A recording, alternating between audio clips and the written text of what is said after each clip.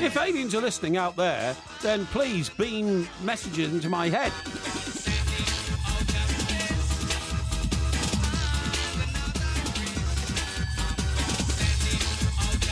Now, I know in which sort of high disregard you have for American sports, right? But I've got this from Rob, yes, who says they are playing your theme music at the Phillies baseball game at the moment. I thought I was going mad when I heard it. What theme music? #global.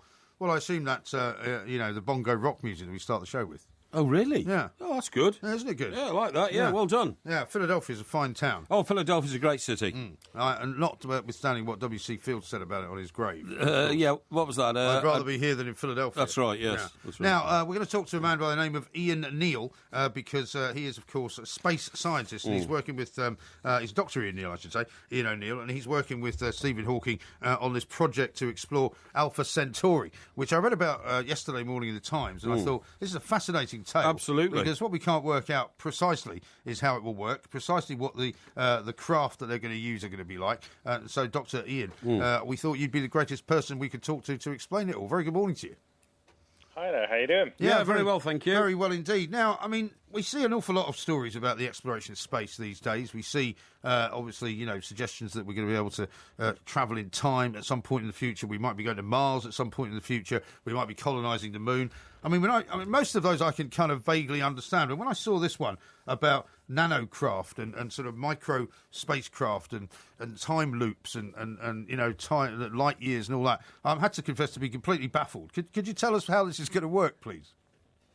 Yeah, well, first of all, I'm not actually working with Stephen Hawking on this, although I would have loved to have been asked. Nobody asked me. Oh, right, okay. But it's okay. No, because I'm well, maybe after this you will be. Who knows? But yeah, no. When I first heard about this yesterday, I was kind of taken aback because I've reported on interstellar projects in the past, and they've usually involved really, really big spaceships. And of course, we're talking like decades in the future, hundreds of years in the future. This is always something that's going to happen in the distant future because we don't have the technology yet. But what Stephen Hawking is going to do, and he's teamed up with a Russian billionaire, Yuri Milner, and a few other very, very prominent guys like Mark Zuckerberg, the founder of Facebook, and all these guys are really teaming together to put together these tiny, tiny probes and fire them by laser at our nearest neighbor of star, so Alpha Centauri. And they reckon they can get them there in around about 20 years, which is incredible considering using current technology to get to a nearest star, it would take us like 30,000 years. So obviously there's going to have to be some leaps in technology, and they reckon they've got an idea of doing it, and they're kind of like investigating it. They've also put a lot of money behind it, $100 million, which isn't really to be sniffed at. So obviously they've got something in mind. The end product may not look like they've got in mind at the moment, but it's certainly interesting. I mean, it's exciting. It's interesting. It gets people interested in science, which is no bad thing.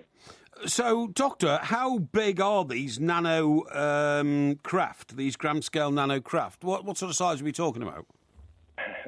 Well, around about a gram. So we're talking like paperclip size. We're talking. So I told you they were that yeah, but small. hang on, and they've got technology within them to be able to transmit back images and sounds and reflections of distant galaxies, universes, or whatever. Yeah, so basically what they've got in mind is going to be a very thin wafer with like a sail. So it's going to be like a little sail. They haven't actually released any images of what they're actually going to look like. I mean, there is some development into solar sails. So these things have been tried out in space before, but they're on a bigger scale.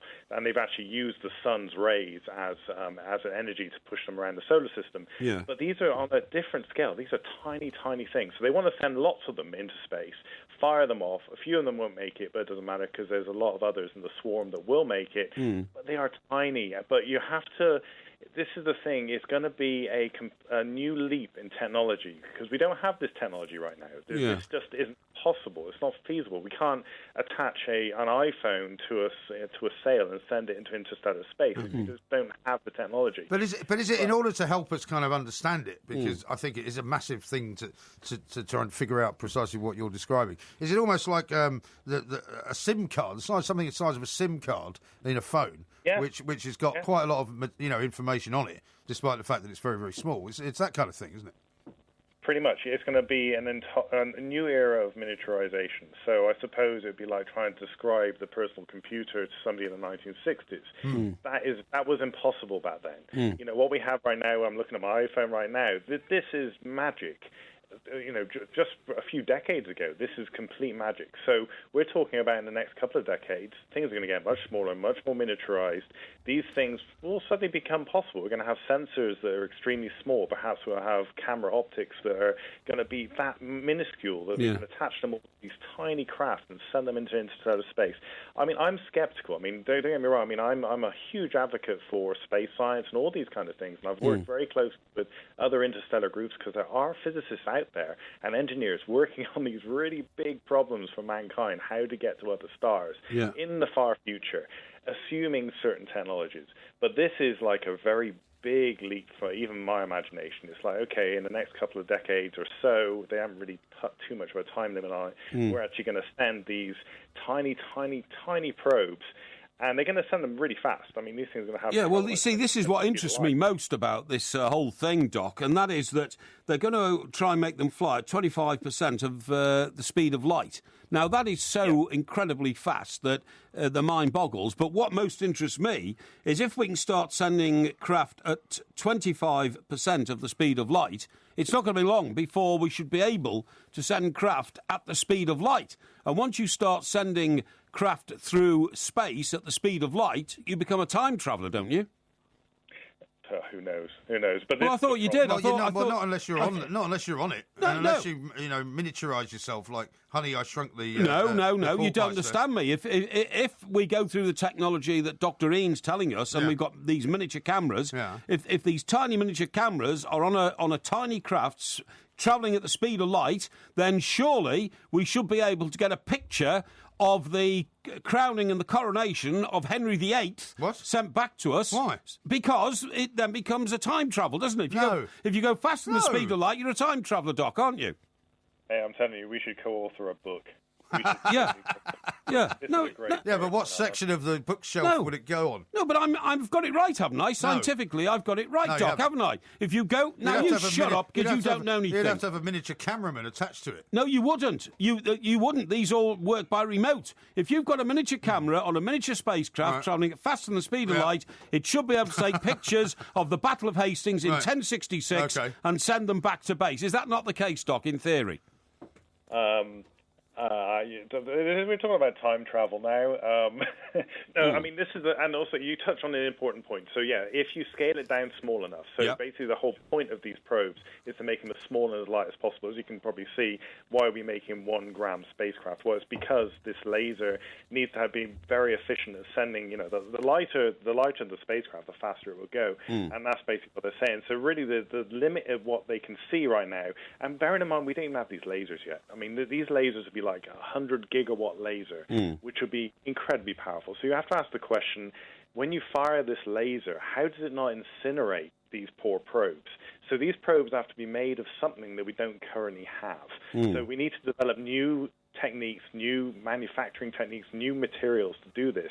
I mean, to go any faster than 20% of the speed of light or 25% of the speed of light, I couldn't even imagine what kind of laser you'd need to do that. And even if it is even feasibly possible, you probably need more power than the planet can. Apart from the fact that we haven't got the material to make these microscopic craft, and we haven't got the laser. And we haven't got the laser to fire them. And we haven't really yet got the technology to fire them as far as we want to fire them. It's all a bit pie in the sky. It's all ready to go.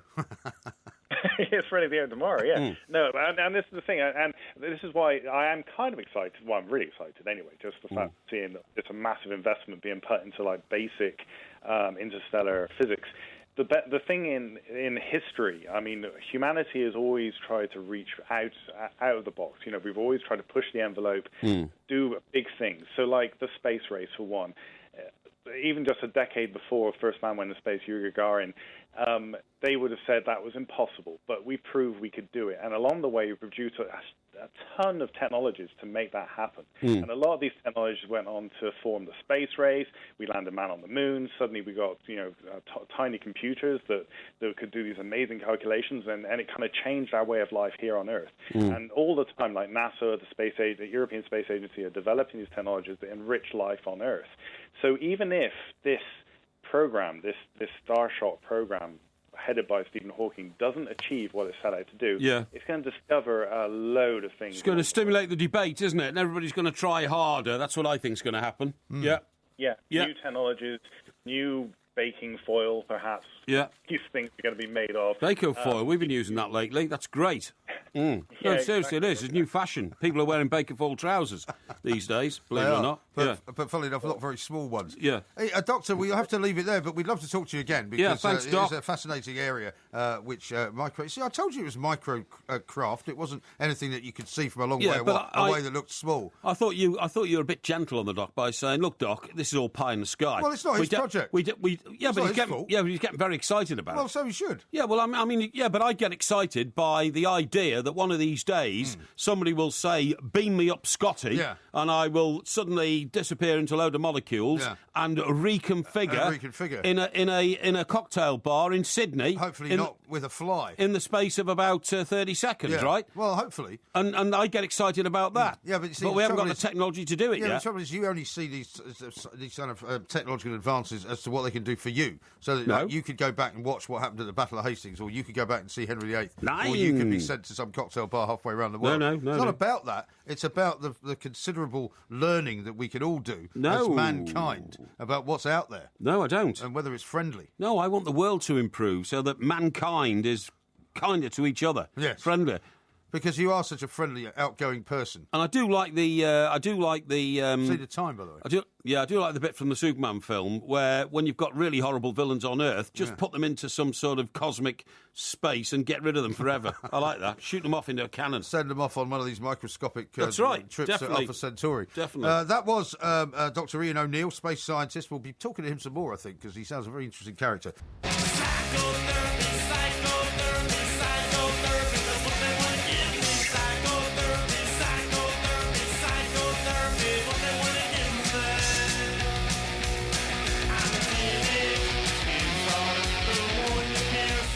We are the two mics. Why, you're looking very animated tonight. Well, I have.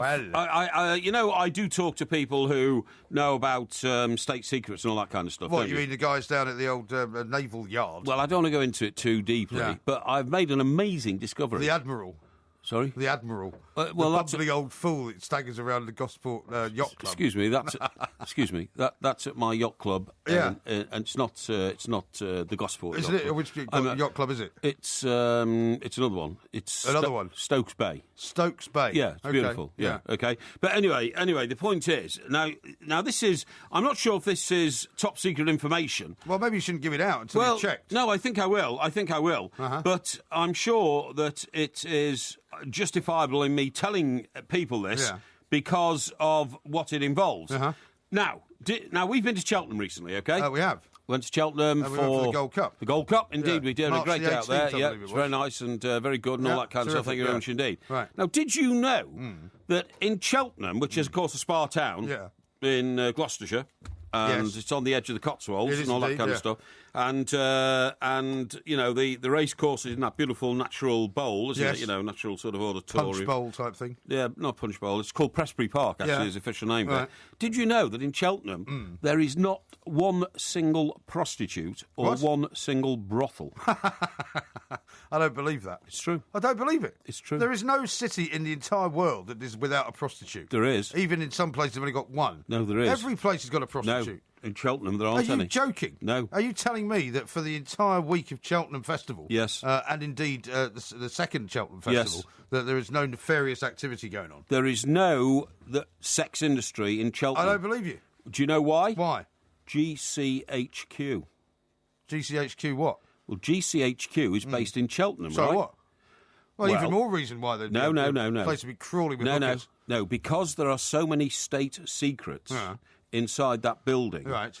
and people who work there have to sign the Official Secrets Act. Uh-huh.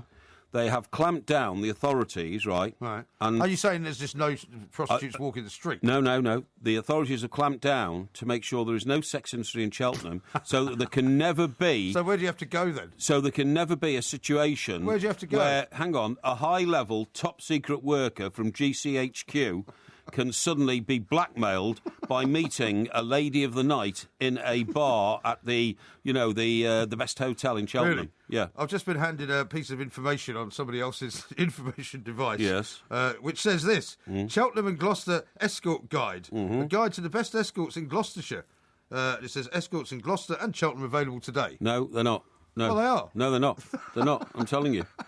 It is. Well, so where's the nearest town you have to go to get a hooker then? Well, I can't answer that question because I have no experience of it. All I can tell you is... Are you really seriously going to tell me that the amount of punters who come to Cheltenham every year for the racing, who may or may not be, off their faces and drink, have nowhere to go to find such activity? Well, we don't all seek that activity anyway. It's the sort of thing that you would think would be, a normal form of recreation. Well, not for me, it's not. But it's not It's not to most just people. Get something straight. Yeah. I've never been with a prostitute in my life. Good, okay? I'm glad to hear that, so yes. you can forget that No, idea. but you think that but way what about I'm other saying people. is that wherever there is a massive sporting event, like the Cheltenham Festival... Not in Cheltenham.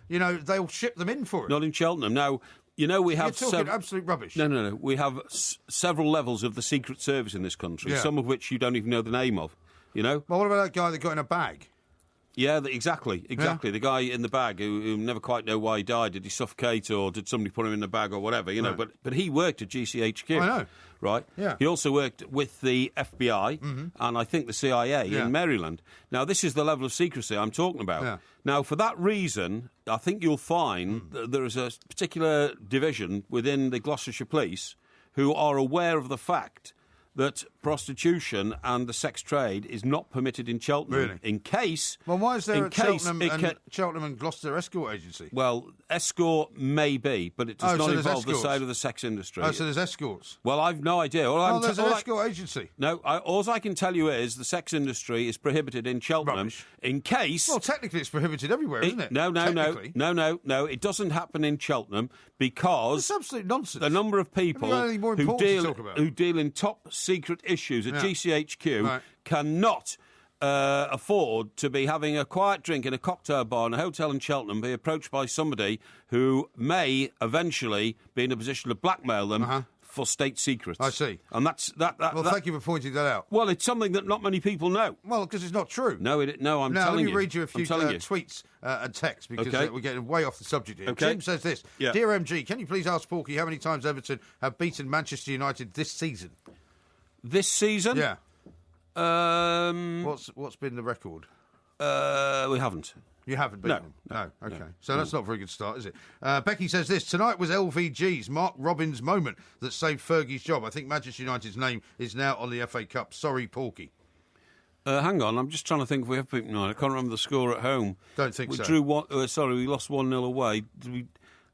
I need to I think the check that question is put in such a way that it suggests that Everton haven't beaten Manchester United. Go on. Here's one from Alan. It says, for God's sake, can you tell Porky to stop shouting? 15 minutes into the show and he's bursting my head already. No, I'm not shouting now. I have been talking very quietly about state secret spy issues, which I'm aware of, and you're not, and you don't even appreciate it. Well, no, I don't believe it. Johnny says, Mike Graham always backs British clubs, to be fair. I'm not sure if he even supports a club. Do you, Mike? No, well, I don't really, but I do support any British team who is doing well in Europe, because similarly, I'll be supporting Liverpool tonight. Yes. And Steve says, regarding the situation with winners and losers, I thought it was a masterstroke. He's referring to me nominating you as a winner. Yes. How wrong was I? I think MG should take his medicine, gracious in defeat. It's funny you should say that, because as much as I'd be very happy to accept defeat, unfortunately there has been a sort of a fly in the ointment. No, there hasn't. There's been a spanner thrown into the works, as it were. No. Because the people, the what you might call the independent invigilators, right? Yes. Contacted me earlier on this afternoon and said that in order for the winners and losers competition to be a valid competition, the nominations have to all be real. Absolutely. Right? They cannot be in any way a fantasy. Absolutely. And since Aston Villa are no longer having their Player of the Year awards... No longer is the word. They were at the time. Well, no, not as far as they we were. know. They were. No, At the time of the competition, they were. They apparently already made the decision not to have them. It was on their website. They just hadn't announced it. No. It was on their website when we had the competition. It's not my argument. Well, just hear out the argument, and then you can it's a pathetic argument. It's not even an argument. It's not my Can argument. we have the result, please? No, it's not, because there is no result there is until a result. this is resolved. No, there is a result. At the moment, I'll read the result. At the moment, no, there is no result. Such an idiot. At the moment, right, they're saying if there are not enough nominees, then the matter has to be declared null and void, which would inevitably mean it's a draw. Basically. No, it's a complete load of nonsense. I tell you what. I, however, think that is probably unnecessary. Of course. I don't know that that's the way to go. And they've said to me that I can use this if I wish, to either have a recount. Well, you're storing up a lot of ill will with the listeners on this one, trying to squirm out of something. No, I'm not trying to squirm. I just want to do the things the right way, because basically what technically has happened is you have nominated as a loser something that isn't happening, right? Something that doesn't work. So therefore, you have not filed the right number of losers. No, I have. So you can either nominate a new loser, right, and we could go again, or we could declare it a draw. No. I wish you'd listen, Mike, sometimes. At the time we had the vote, the issue of Player of the Year... the vote ran all day, right? At the time we had the competition... But it runs until midnight. At the time we had the competition, at the time we addressed the audience of millions and said, these are our nominations for winners and losers. 3 yesterday morning, I took it from the Aston Villa website. Right. The competition was open for Player of the Year. Therefore, it was valid. OK? Well, you say that. Now, as a result of me bringing that to the public attention, they may well have withdrawn it. Midway through the vote. But that's not my fault. Midway through the vote, it was withdrawn. Therefore, no, it wasn't. It was not valid. Yes, it was. No, it wasn't. The announcement by Aston Villa was made in the morning. They had an intention to have a vote for Player of the Year. The result, everybody, of the latest winners and losers is Mike Graham, 48%, Mike Porky Parry, 52%. Woo, woo, woo, woo. But it's a victory for the Porkmeister. But not as of now, no, because I haven't yet decided what to do about it. No, if you do that, we're never going to have a winners and losers again, because all you do is gerrymander the whole thing. All right, let's just cancel the whole competition. That's fine. That's fine by me. So I win by 8.5 to 5.5. Hurrah! If you want. That means I've won 3 in a row. I couldn't care less. Oh dear, he's all grumpy. No, I'm not, because you're being stupid. No, because I'm just pointing out. Because you want to cancel a competition you've lost. I don't. So what's the point of having a competition? I don't want to cancel the competition. Would you like to take your ball and go home now? No, I'm not taking my ball at all. You are just being pathetic and stupid, insulting the intelligence of our millions of listeners, and I'm not having it. No, not at all. So we'll just forget it in future, because you can't act like a civilised individual. Oh, is that right? Yeah. OK. Well, thanks very much indeed for playing.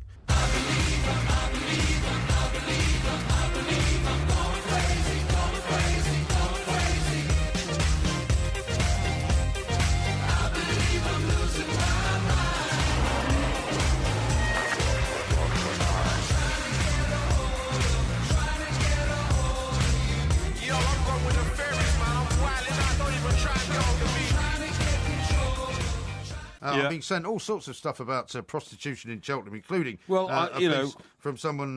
This is a piece from the Gloucestershire Echo. Yes. Sex crime is rife in Cheltenham, says police chief. No, that might be on the surface, but I'm telling you, I know. What do you mean on the surface? Things. Hey? And what do you mean on the surface? Well, I know these things, and believe me, I can't say too much, but within the realms of people who look after state security, it's something which is contained. Believe me. Detective Inspector Sue Bradshaw of the Gloucestershire Police said that despite their efforts to stop criminals trafficking women into the town to work as prostitutes, it is a persistent problem which will not go away. Yeah. There seems to be a trend in Cheltenham that every 6 to 12 months a new prostitution business starts up. She said. Well, I can tell you that Well, I know things. It's as simple as that. It's as simple as that. Well, you may be privy to secret information that nobody else knows about. Certainly they're pretending to be prostitutes. Well, anyway. Talking about sex workers, now, I see the Culture Secretary, Mr John Whittingdale, is now being reported upon in our popular newspapers because, of course, the story about him having a girlfriend who he discovered, that he didn't know when he first met her,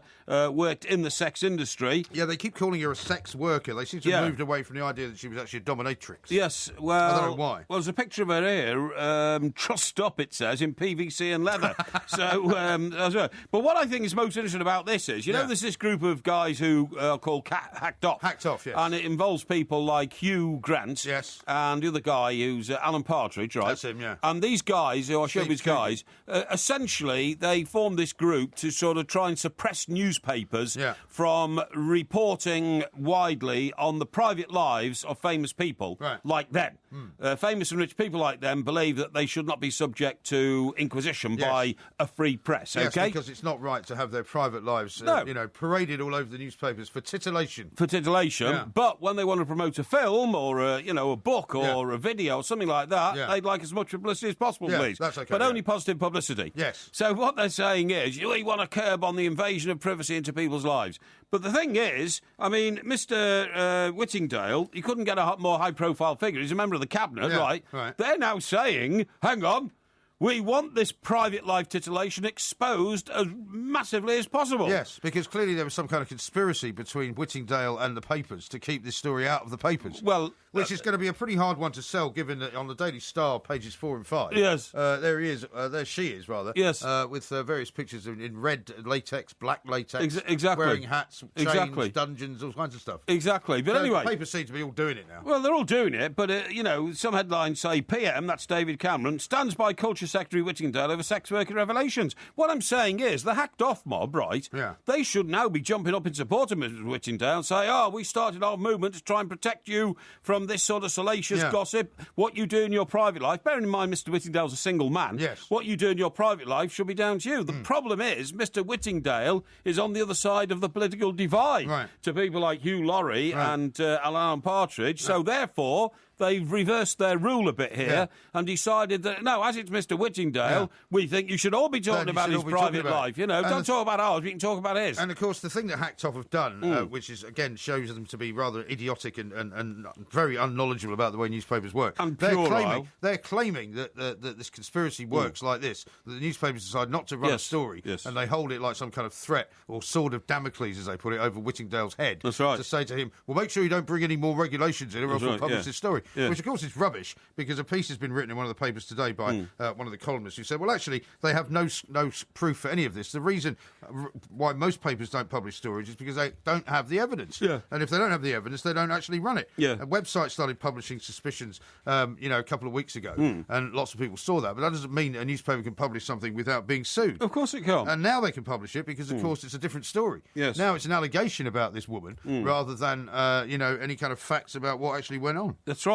And because Mr Whittingdale has issued a statement in which he's said that he does know the woman, but he had no knowledge that she was a worker in the sex industry, and he's divorced, Mr Whittingdale, and free now to meet whoever he wants. Some within our industry have said, where's the story? Yeah. Single guy meets a woman, discovers that, she may have I'm not one of those people, by the way, because I think rather anybody... a saucy past. I mean, any sort of story that contains the words cabinet minister and dominatrix, Yes. to me, is always going to be a story. Well, also, I would think that Mr Whittingdale, who is such a bright guy that he started his political career as Mrs Thatcher's political secretary. You know when you see Mrs Thatcher coming out of Downing Street, giving everybody a wave on her way to the Commons to do Prime Minister's Questions time, Right. the chap who came behind her and walked around the side of the car and got into the back of the car with her was John Whittingdale. Right. When he was in his 20s. Yeah. He was her political secretary. Right. Very bright guy. I mean, we knew him in those days when we worked at the Express. Now, if you're that bright, I don't think you're dim enough to work out that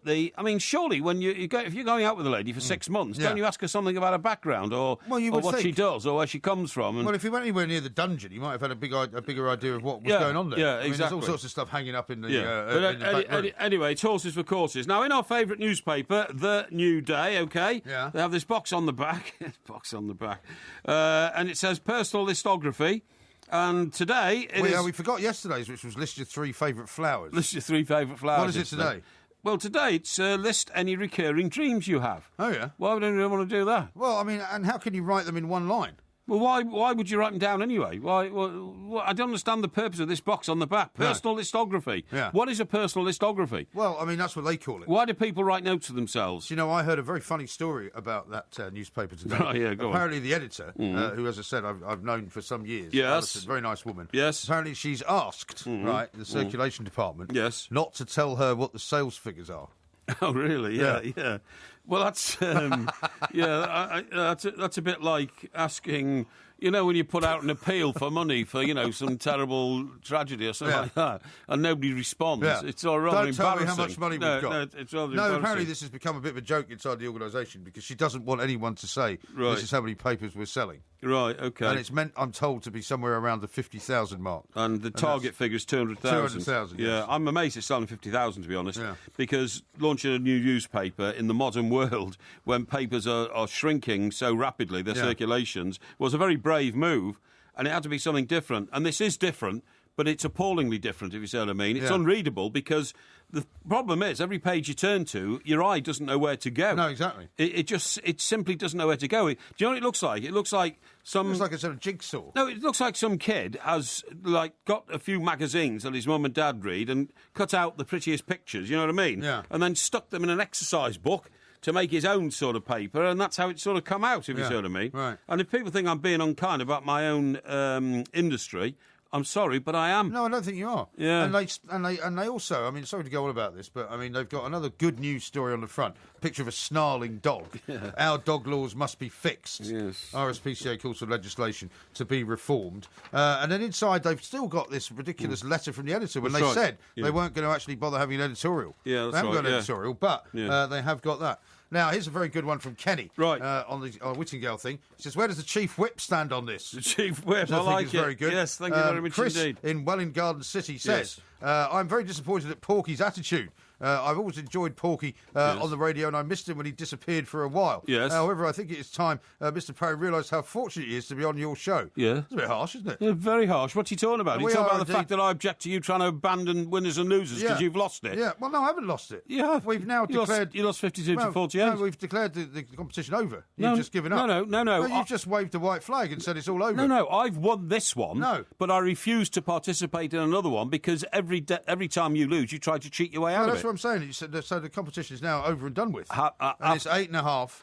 to 5.5 to me. It's not. I won the last one, 6. So it's that one's up in the ether somewhere. It's not. Honestly, it's not. This is I don't know why you're taking it so seriously. No, it's the stupidity of it all. That I didn't win it, so we'll just abandon it. So anyway, well, you were the one that said you wanted to abandon it. I don't want to abandon it. Well, I'm sorry, I'm not competing in it because it is so frustrating that every time I win, you're trying to make up some stupid reason. Not really. That it should never have happened. No, you won it last week. Yeah, but that's... No, I didn't come up with any reason. No, but because I won it on the second week, you just can't handle it. It's not true. So we'll forget it. It's not true. Right, now then, I want to talk to you about the fact that I've told you many times that English should be the mother language of the world.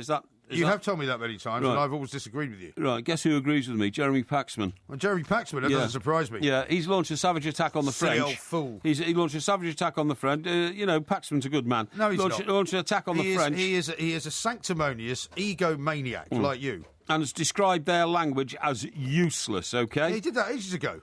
Well, I'm telling you why he's done it now. In fact, he did that before you did it the last time. Oh, no. He says, English was the language of science, technology, travel, entertainment and sport, and the only language you must have, right? And the reason that he struck out about it again is in an interview with the Financial Times, because he's talked to them about the value of having English to make business work. If you don't speak English, it doesn't work. And I keep telling you this. How do we know what the French Prime Minister is saying on a day-to-day basis when he stands up and addresses his own parliament? We don't. What are you talking about?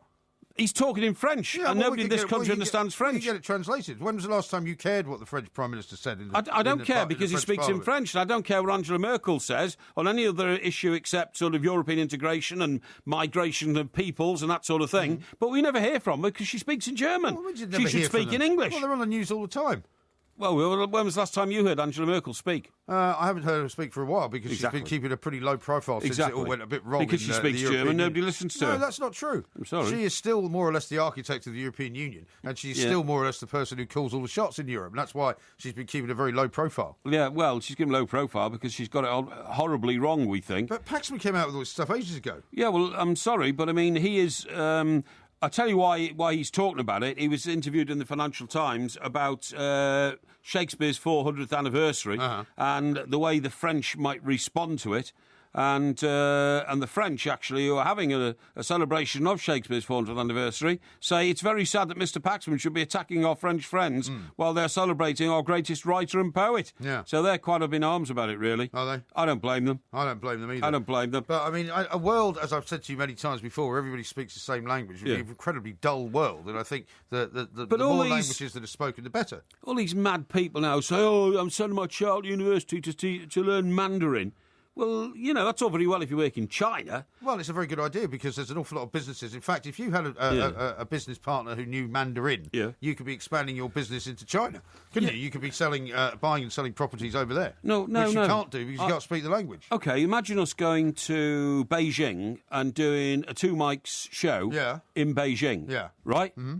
It wouldn't work in Mandarin. Well, we wouldn't do it in Mandarin because we don't speak fluent Mandarin. Well, why would we bother learning Mandarin? But if you were going to go there, you would need to hire somebody who spoke Mandarin to negotiate the terms, would you not? No. Otherwise, you'd be stitched up by somebody who was speaking to you in words which you couldn't understand. No, not at all. Not at all. Oh, so you think you could negotiate with somebody speaking to you in Mandarin? No, I could negotiate with somebody speaking to me in English. Yeah. Who was Mandarese or whatever. Yeah, or whatever they are, or Chinese or whatever, you know what I mean? I would Mandarese. Well, you know what I'm talking about. Mandarese wearing dungarees. Listen, it's far more important for the Chinese to speak English than the English to speak Chinese. Not if you want to do business in China. Well, hang on. What's the biggest English-speaking nation in the world? Hey? Biggest English-speaking nation in the world? I don't know. Well, it's America, isn't it? Well, if you say so. Well, they don't speak English. I would imagine they it is. speak a form of English. I would imagine it is. So, if the Chinese want to do business in America, very few people in America speak Mandarin or Chinese. Do you think when Rupert Murdoch went into China, he said, don't bother hiring anyone from China. Don't bother hiring anyone that speaks the lange. He got on to Wendy Deng, didn't he? And got her to sort everything out because she spoke both Chinese and English. He didn't just hire Wendy Deng, though. He hired a whole bunch of people who spoke the language in order to make sure the business works properly. Yes, but how many of Mr. Murdoch's executives do you think speak Mandarin? I can tell you none. In China? Yeah. I bet you at least 56% of them do. Oh, no, I should think they all do in China, but I'm talking about the other executives in his businesses around the world, in Australia, in America, in Europe, in Italy and Germany, where Sky rules, in Britain, where Sky rules. None of them speak... You think in Italy they speak Italian? In Italy, they speak Italian. Yeah, there you go. Right, Well, he knows more about it than you do. Have you ever been to any of those old Civil War battlegrounds? Indeed, I have. Have you? Yes. Do you know my ex-wife used to go to them and say that she could hear voices? Really? Yeah. She used to get quite freaked out by it. She used to say that... well, I think they're she could sense the spirit of the dead. They're very emotional, very stirring. Yeah. I went down in the deep south and followed one of the Civil War battle trails, and we started in Charleston, in... is that North Carolina or South? I think it's South, isn't it? South Carolina, Charleston, South Carolina. It's in Gone with the Wind, isn't it? Gone with the Wind. We went down went all the way across to Atlanta, Georgia.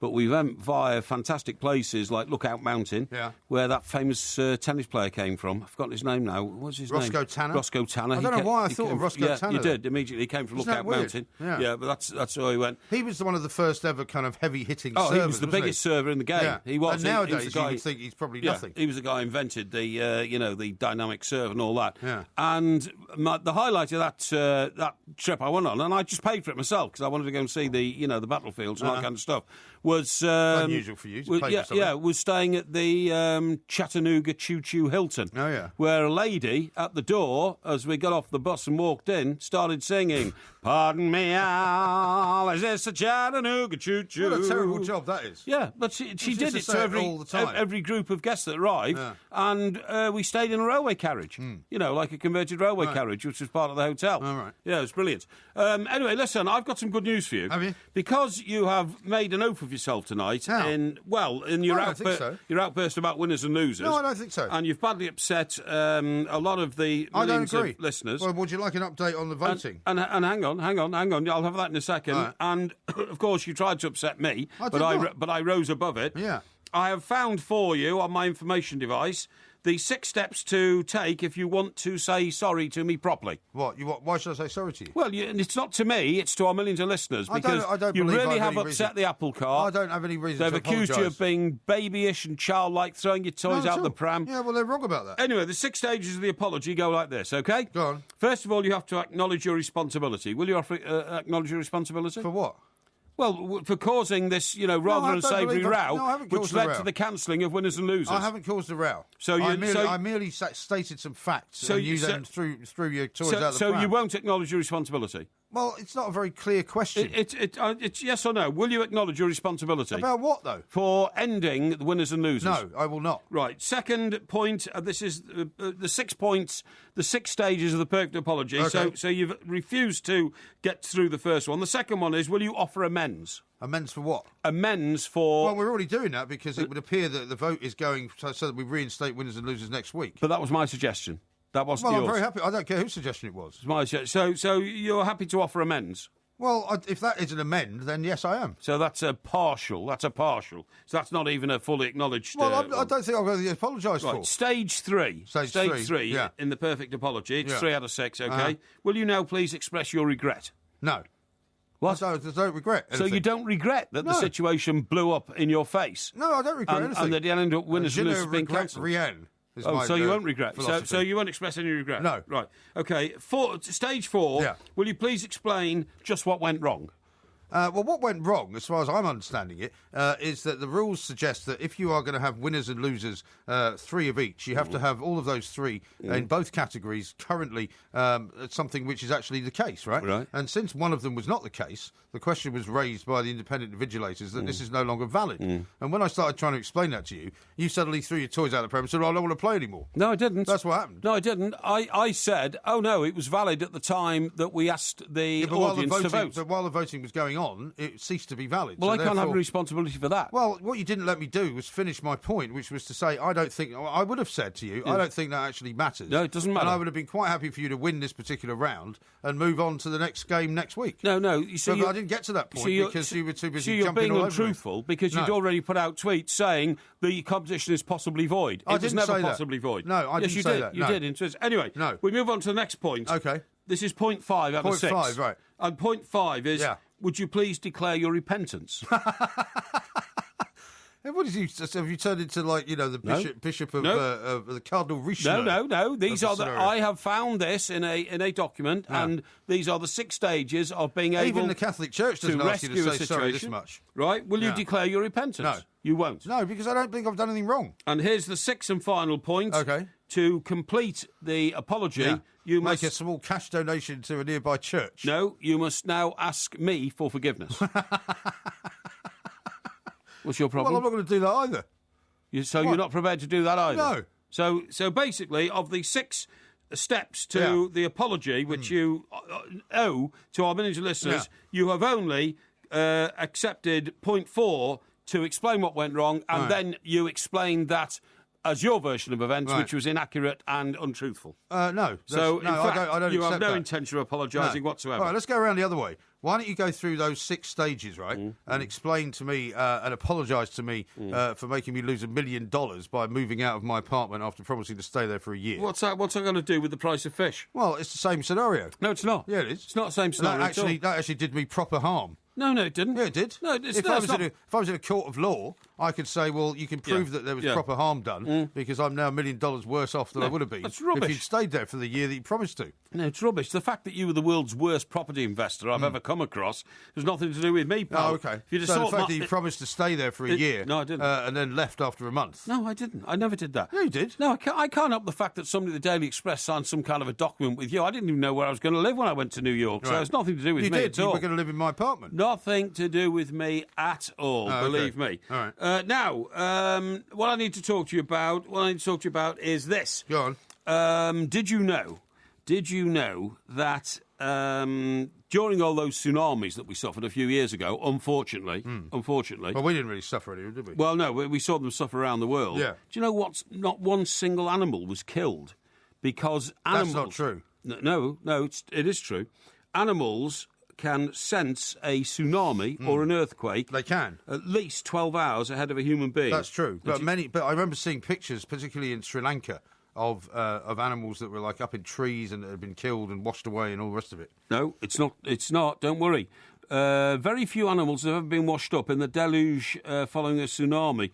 Particularly note the fact in Sri Lanka's National Wildlife Park at Yala, Y-A-L-A, which has elephants, buffalo, monkeys and wild cats, no animal corpses were ever found. Yeah, but that doesn't mean they weren't actually killed, does it? Yeah, rather than having an extra sense, because they found out, trying to find out why the animals, got away. Yeah. Rather than having an extra sense, because the feeling is that animals have a sixth sense. Yeah. Okay. Well, it's like when earthquakes come, don't they? They kind of know that there's going to be something happening. Yeah, animals simply have sensory abilities quite different from our own. For example, they may have heard the earthquake which caused the tsunami before the tsunami hit land. Yes. The human ear may perceive sound in the frequency band of 20 to 20,000 cycles per second, which is called hertz, HZ. Yeah. But the underwater rupture may have generated different sound waves, known as infrasound frequencies, which go below 20 hertz, which the human ear can't hear.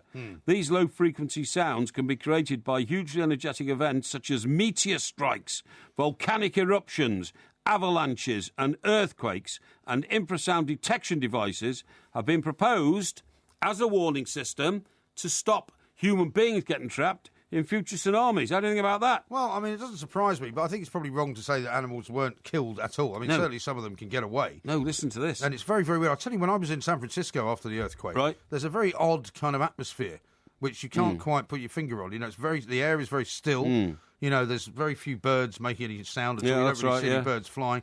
And it's almost like it's almost like the barometric pressure is somehow different. The end of the world. Well, it feels like that. It feels like the end very of the weird. world. And when I was walking around, you'd see all these kind of, big piles of lava literally coming out of the ground. Yeah, not good. Very weird. Not good. Strange. Yeah, last one here. Many animals can detect infrasound, including dogs, hippos, tigers, and various birds. Elephants and giraffes use infrasound to communicate between herds over long distances, up to 40 miles away. Yeah. How about that? I'm not surprised. Now, I've got a lot of time-travelling type tweets here, but I'll read those out to you very, very shortly. Okay. We're getting quite close on Porky Vision as well. Porky Vision? Have you got a big prepared selection for us? I haven't had a lot of time to watch a lot of stuff this week. Oh, what, you're going to claim that because you're in hospital you couldn't watch TV? Well, I have been in hospital. Well, I know we've seen the pictures and everything. There's nothing wrong with you, though. So well, they don't let you watch TV in hospital. No, they don't.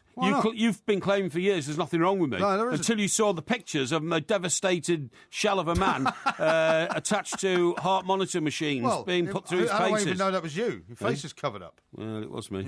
It was me.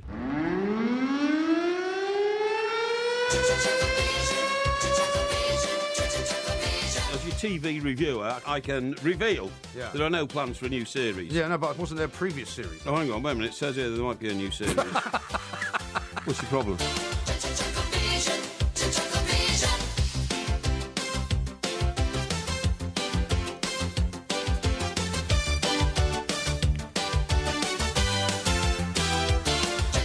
Delighted to say that it's that time of the week where we look at all the big TV shows of the week and maybe of the year and maybe of the decade, maybe several other decades. Yeah. I appreciate that, as you said, you might not have been quite so free in the past few days because we went to Manchester on Saturday. Yes, that's which right. involved quite a bit of travelling, and then you were, of course, in for your MOT on Monday. Well, so I don't know whether you've had time to watch anything at all. I haven't really had a lot of time to watch a lot of things. Right. Okay. However, there was a new, I'm delighted to say, my favourite programme, Scott and Bailey. Oh, yeah. Started again last night, okay? Okay.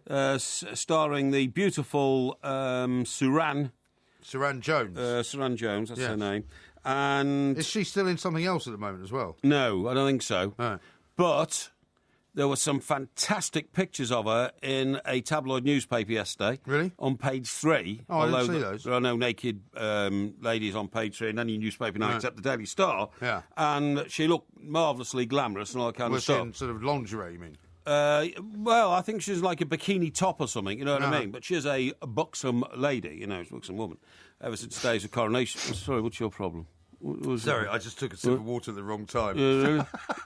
Well, do you think it's funny to talk about ladies? It's just the expression that accompanied. Ladies what?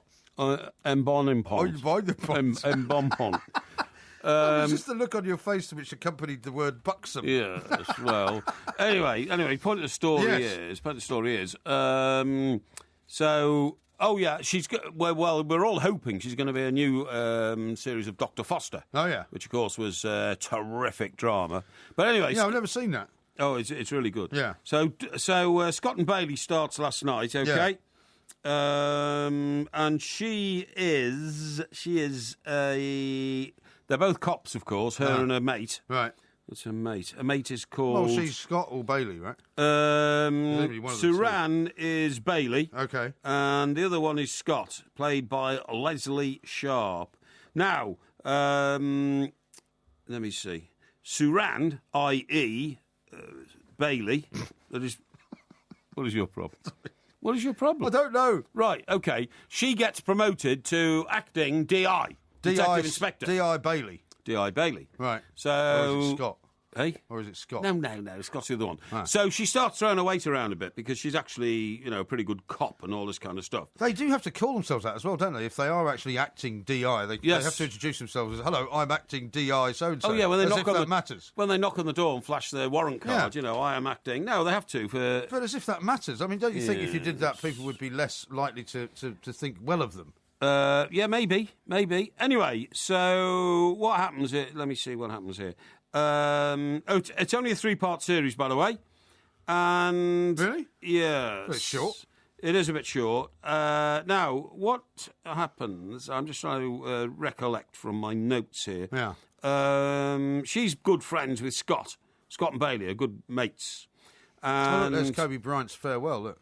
Who? Kobe Bryant's farewell. Oh, old Cubby. Cubby, yeah. Oh, right, okay. Now then, will you concentrate, please? Yes. So, I think I should tell you more about that tomorrow night. Yeah, I think you should. Why? Porgy Vision's not on tomorrow night. Well, I haven't had a chance to fully... So it's a 3-part series. Yes. Right. But I haven't had a chance to fully analyse the first episode. So this is the first episode of 3? First episode of 3. So I think we might... It's a very short series, that. Now, there's something else I have seen, by the way. Yeah, go on. And it stars... who's it star? What's wrong? Anna Friel. Anna Friel. Now, I Anna like Friel. Anna Friel used to be in EastEnders. Is she? I think she... No. It could have been Brookside. I think it was Brookside. Now, she's not famous for the lesbian kiss. The first ever lesbian kiss on TV was Anna Friel. This is what happens when you have a tabloid knowledge of soaps. Exactly. That's the only story I remember from Brookside. Exactly, in Brookside. Yeah. Now, and then she went and became a very successful actress in America. Very successful in something. What was it? Well, she was on stage quite a bit. On stage, okay, yeah. So on Broadway? I think she was on Broadway. Okay, Broadway. Anyway, so she's in this, and it is called Mariella. Mariella? As in Froststruck? No, hang on. It's called... no, it's a Mariello? What is it called? Marouane. Is it Marilyn? No, I know it is. It's Marcella. Marcella? Yeah, Marcella. Like as in Marcello? No, Marcella. Okay. Just looked it up on my information device, actually. All right. Marcella. Okay. Now, this is a weirdo one. Yeah. Because she starts off and she's a retired cop. Yeah. Okay? Yeah. But the problem is, throughout now she suddenly rings up. She's a retired cop. And there's a nutter on the loose who goes around. He's got quite a novel way of killing people. What he does is he ties their hands behind their back and then ties their hands to their feet behind their back. And then he puts a thick plastic bag around their head and tapes it around their neck. And they die through suffocation over a very long period of time. Seems a bit elaborate. Elaborate and painful, horrible death. Right. Now, she's an expert in this form of killing, apparently. So she's retired, right? She's retired. And then these sort of killings start happening again. So she is then taken back on by the cop shop that she worked at, but all the people there resent her. A lot of these crime dramas are very gory, aren't they? They're gory and they're too personality led, i.e., into like cop relationships and what's happening at home and all that kind of stuff. So anyway, it's going to be true life, isn't it? So anyway, what happens is right.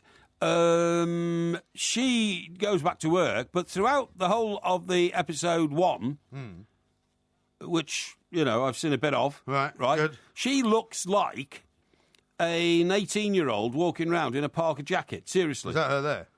That's her there. Yeah. Now, it opens with her in a bath full of dirty water with her face all smashed up. Right. And we won't know why that is until the end of the series. Okay. So that's impossible to explain. But it means we're getting to, some sort of gory subplot or something like that. Flashback, yeah. Now, the point is, what is unusual about this woman who was a cop and never apparently rose above rank of sergeant... Acting DI. No, that's Saran Jones in a different show, is that she lives in this fantastic house in, Islington, North London. So it's set in London? It's set in London. Right. Now then, what happens is, because as I say, there's too many of this interrelationship stuff, her husband has walked out on her. Right. And her husband is the chief executive of some big building group. Uh-huh. And he makes millions. Right. So that's why she's got a nice house in Islington. Oh, right, that would explain it. And is that why she's also in a bath full of dirty water? Well, I don't know that yet. Now, the point is, she's also got 2 children at boarding school. Now, this to me is bad mothering. Yeah. Bad mothering. I thought you were in favour of boarding schools. schools. No, I'm not in favour of boarding schools at all. You have children, you should bring them up yourself. You're always great at Eton and Harrow and well, all that. that's for the upper classes. But, I mean, ordinary people, in my view, shouldn't send their children to boarding schools, right? No. Unless they want to.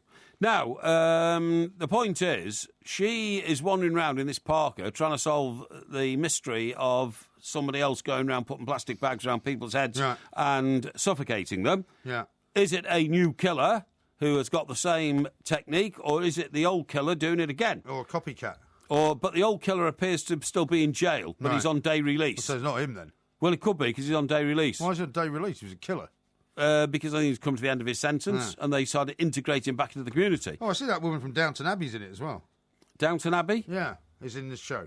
Downton Abbey woman? Remember Downton Abbey? Can you show me the picture of Lady this? Edith is in it. Oh, Lady Edith is in it. Yeah, that's right. Now, she is actually. And I thought that was a bit of a wrong move, because you got a very minor part as a student of criminology who goes to see the guy who is the former bag-over-the-head killer. Okay. Who Marcella believes to be the present killer. Okay. You see what I mean? Right. Got it? Even though the other one doesn't think that. Eh? The woman from Downton Abbey doesn't think that. Well, she's a criminology student, so she loves this guy. She's kind of fallen So she up. thinks he's innocent. Yeah. Anyway, Mariella finds out... No, hang on. She finds out that her husband, this chief executive, is actually Rogerising the daughter of the company that he works in, and has now moved into her $5 million home. Hey? Whose daughter? Well, he's the chief executive of a building company that's headed up by this very powerful woman played by that Irish actress. Who? I don't know, but I think she went out with George Best once. No, seriously. You know what I'm talking about? No. Yeah, you're the Irish actress. She had a funny name, and she went out with George Best. Funny name, Irish actress, went out with George Best. I can't think of anyway, who that would be. I'll tell you what, George Best wouldn't give her bed space these days, because she's actually grown very old. Well, also, he's dead. He's dead, of course, yeah.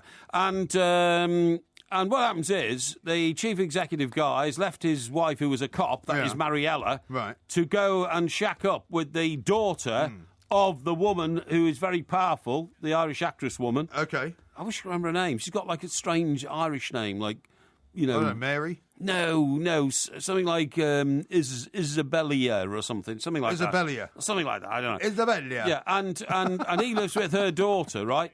Who also works at the company. Surely she must be ancient if she's an ex-George Best girlfriend. Oh, she is. She's very ancient. So how young's the daughter, then? Her face looks like a route map of Ireland, to be honest. She like sort of Charlotte Rampling type age? Yeah, that's right. And it's not her? No, it's not Charlotte She's Rampling, not Irish. No. Wish I could remember her name. Siobhan? Siobhan. No, I think it is Siobhan. I think... What's your problem? I think it is. You know, Siobhin or something. That's Siobhan. Siobhan, okay. Well, it's the same thing. It's spelled like Siobhan. Yeah. And there's a lot of Rogerisation going on in that department, okay? Right. But Christ for that. The cop sergeant woman keeps turning down other cops who want to sort of give her one. You know what Mariella. I mean? Yeah, that's right. Yeah. Maybe So it's a bit of the bath occasionally. It's a complicated plot, I have to say. It, yeah. Complicated. I'm looking forward to seeing how that one ends. Yes, yeah. Well, we all are. Want to know why she's sitting in the bath with a bloodied face? With Sayedin. Yeah, that's right. Yeah. No, it's true. That was Porky Vision. I think you'll find you'll never hear anything like it.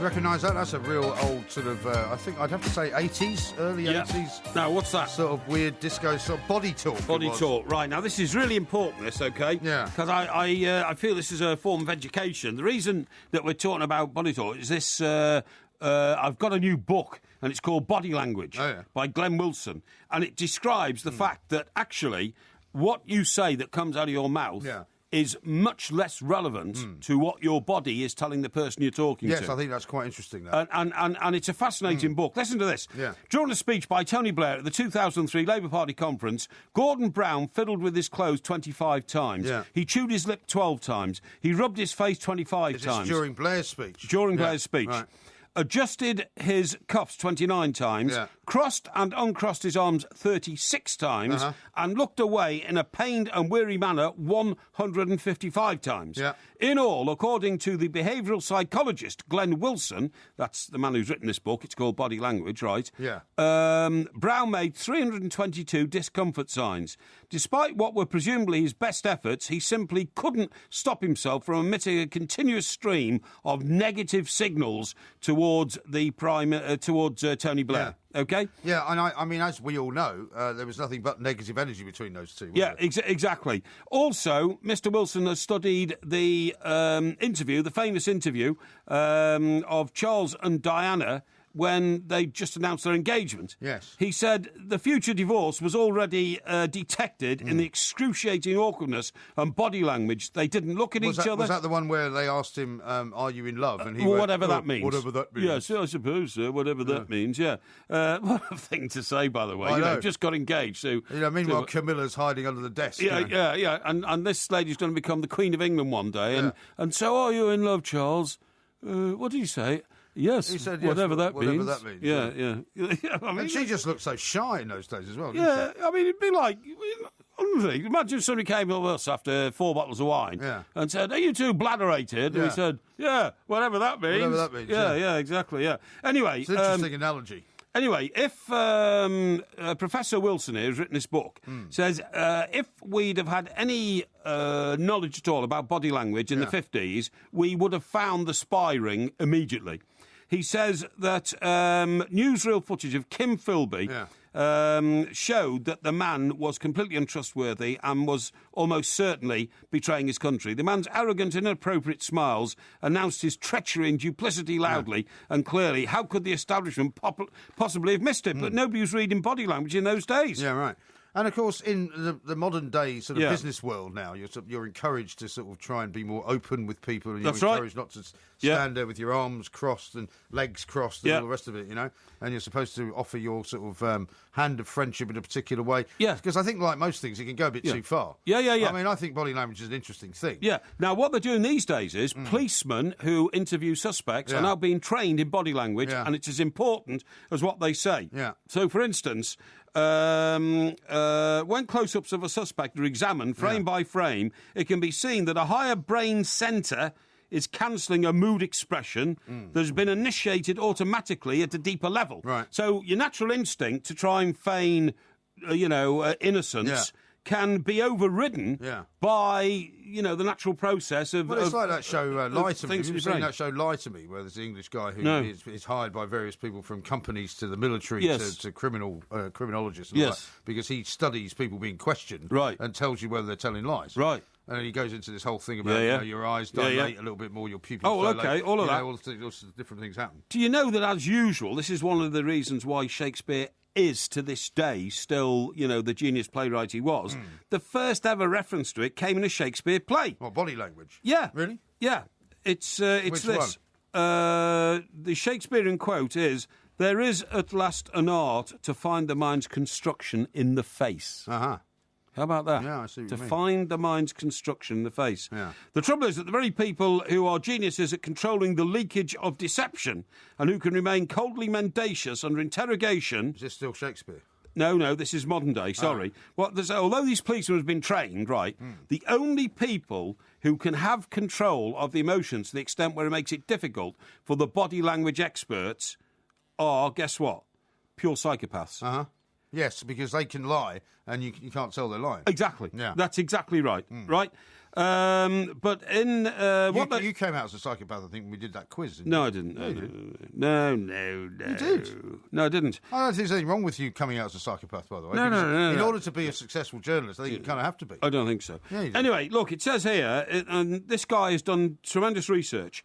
In the US, for example, scientists have discovered that any human being is fully capable of making 7,000 different faces, each having its own shade of meaning. Yeah. For instance, wrinkling the nose, crinkling or blinking the eyes, puffing out the cheeks, giving the lips and mouths different shapes, flaring the nostrils, frowning or scowling. Right. Our faces are in constant flux as we go about manifesting anger, surprise, disgust, guilt, contempt, attraction, repulsion, interest or boredom. Yeah. Right? I agree. Well, there's nothing like catching somebody's expression when they don't think you're looking at them. Yes. In kind of response to something that's going on. But that's why they have two-way mirrors and watch people who are left on their own. Yeah, but I mean, even in a situation like that where you're in an interrogation room, you're probably aware of the fact that you're kind of under surveillance at some point or another. Yeah, I'm sure but you if are. you're just looking at people generally out in the street, or you look, I mean, as a journo, if you were out covering a story, you know, you could tell by people's reaction to something, maybe how involved they were. Sure. You know. Now, the figures here show that only 7% of communication depends on the actual words uttered. Of the rest, 55% is body language, i.e., gesticulating, fidgeting, seeming calm or seeming anxious, and 38% involves the tone of voice. Yeah. The tone of voice, loud, soft, cross, warm or humorous, is very important. Well, you see, it works differently on radio as well, doesn't it? Because obviously you can't see the person that's talking. Yeah. So there might be other ways that you would, you know, basically work out whether they're telling the truth or not. Yes. Judging by how they're speaking. Yes, that's right. I think that's fascinating. See this famous picture of Princess Diana, which I'm showing you, with James Hewitt, presenting him the polo trophy. Yeah. An expert looked at that and seconds afterwards said those two are having a relationship. Oh, yeah? And said he could tell from Diana's coy smile as she recoiled before giving him the trophy. Yeah, I would say that's probably about right. Yep. Well, I don't think, I mean, you wouldn't have to be, you know, an expert to suggest that, though, because you know having an affair. No, this was years before the affair thing came out, seriously. And what I'm saying is, most people would say, oh, she's Diana Prince as well. She couldn't possibly be having an affair with a cavalry officer. No, of course you wouldn't But say an that. expert who saw that minutes after it was taken said those two are having a physical relationship. Well, you I can tell. I can usually tell when people are doing that as well. Yeah. Now, I've got an update for you on a guest we had last week. Do you remember the guy we had on the show called Peter Berkowitz? I've got to thank Kevin for this, who's tweeted this in. Living in a box. There was a man living in a box. Living in a wooden box. Guess what's happened to him? What? As a result of all the publicity, he's been evicted. No. From his box? Yeah. Why? Apparently, it was deemed a fire hazard by the health and safety housing officials in San Frisco. Francisco. Yeah, My God. And he's had to move back in with his parents. Oh, the poor guy. I hope we haven't done that for him. Well, I suppose we've contributed to it, haven't we, by highlighting the situation. Mind you, he's very willing to come on and talk to us about it, wasn't he? Yeah. Yeah, poor guy. So where's he living now? Do we know? He's living with his family. He's gone back with his parents. Where do they live? Well, I don't know. It doesn't say where they live. Do they live in San Francisco? Well, I assume so. Well, I mean, you know, if they do, then he's probably kept his job. If he doesn't, he's probably lost his job. That's a terrible fate to be served on somebody. You don't care. I do. I care for my fellow human being, particularly if I've had even a small role in his demise. Do you think we could get him to send us the box over? Send us the box, man. Put somebody in it in your house. We could go over and have holiday and stay in his box. How about that? I don't fancy it. Rent a box. This is Talk Sport.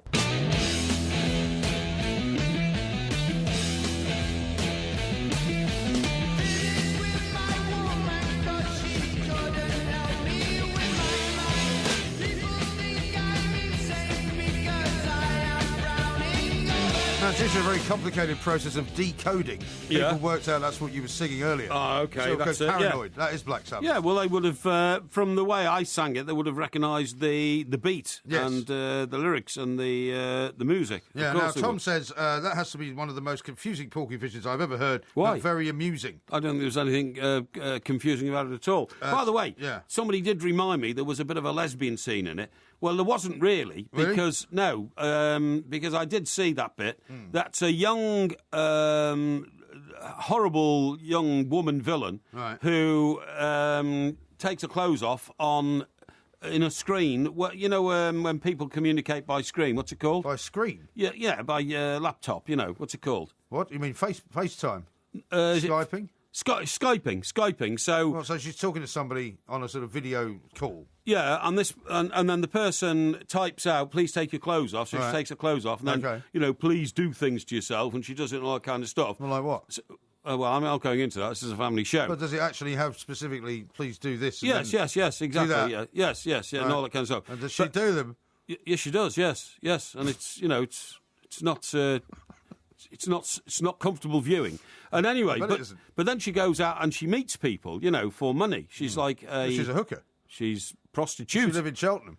No, there are no hookers in Cheltenham. And what she does is, and she doesn't mind if she sleeps with men or women, right. So the lesbian scene you're talking about was her sleeping with a woman. Oh, right. But so that's separate from the computer thing. Oh, separate from the computer thing. But then that's very raunchy, this show. Then she drugs her victims, with somehow, and then she robs their flat. Oh, yeah. Of everything, watches, jewellery, and then she goes round to a second-hand jewellery shop and flogs it all to the fence. The guy's like fence. A pawn shop. Like a PAWN pawn shop. You're right. Yeah. And what she's done is she's made a mistake, because the last client she ripped off, he comes on and says, I want you to do things to yourself. And he says, we've got a sharp knife. Right. And then she thinks he's just a nutter. Right. And then he says, I'm going to put that knife in you up to the hilt because you stole my watch. You stole from me, I'm after you. And all this sort of horror stuff. Isn't it? Dark, it is dark. I'm not sure this is good. It's not sort of good family viewing, that. Well, it's not good family viewing. These shows are very kind of disturbing. Well, you've got to remember, I watch them for our millions of listeners to warn them whether they should be watching them. And I have to say that one, I would say, no, you probably shouldn't. Well, Steve says, I've watched Marcella and Porky has single-handedly ruined it. What was that great Cher song? I wanna... What? Go back in time or something. What's it called? If I could turn back time. If I could turn back time. Yeah. Da, da, da, da. Did you ever see the video of that? I think I did. It was on the it was on the battleship USS New Jersey, biggest battleship ever built, right? Yeah. And she was sitting on the guns and all that. I mean, it's very phallic, wasn't it? She was sitting on the edge of these. I never thought it was particularly phallic. I was just surprised that the Ministry of Defence in America gave her permission to use it. Well, the thing is, they left all the sailors on the boat as well, and I was only thinking to myself, you're a USS Navy, a US Navy service man.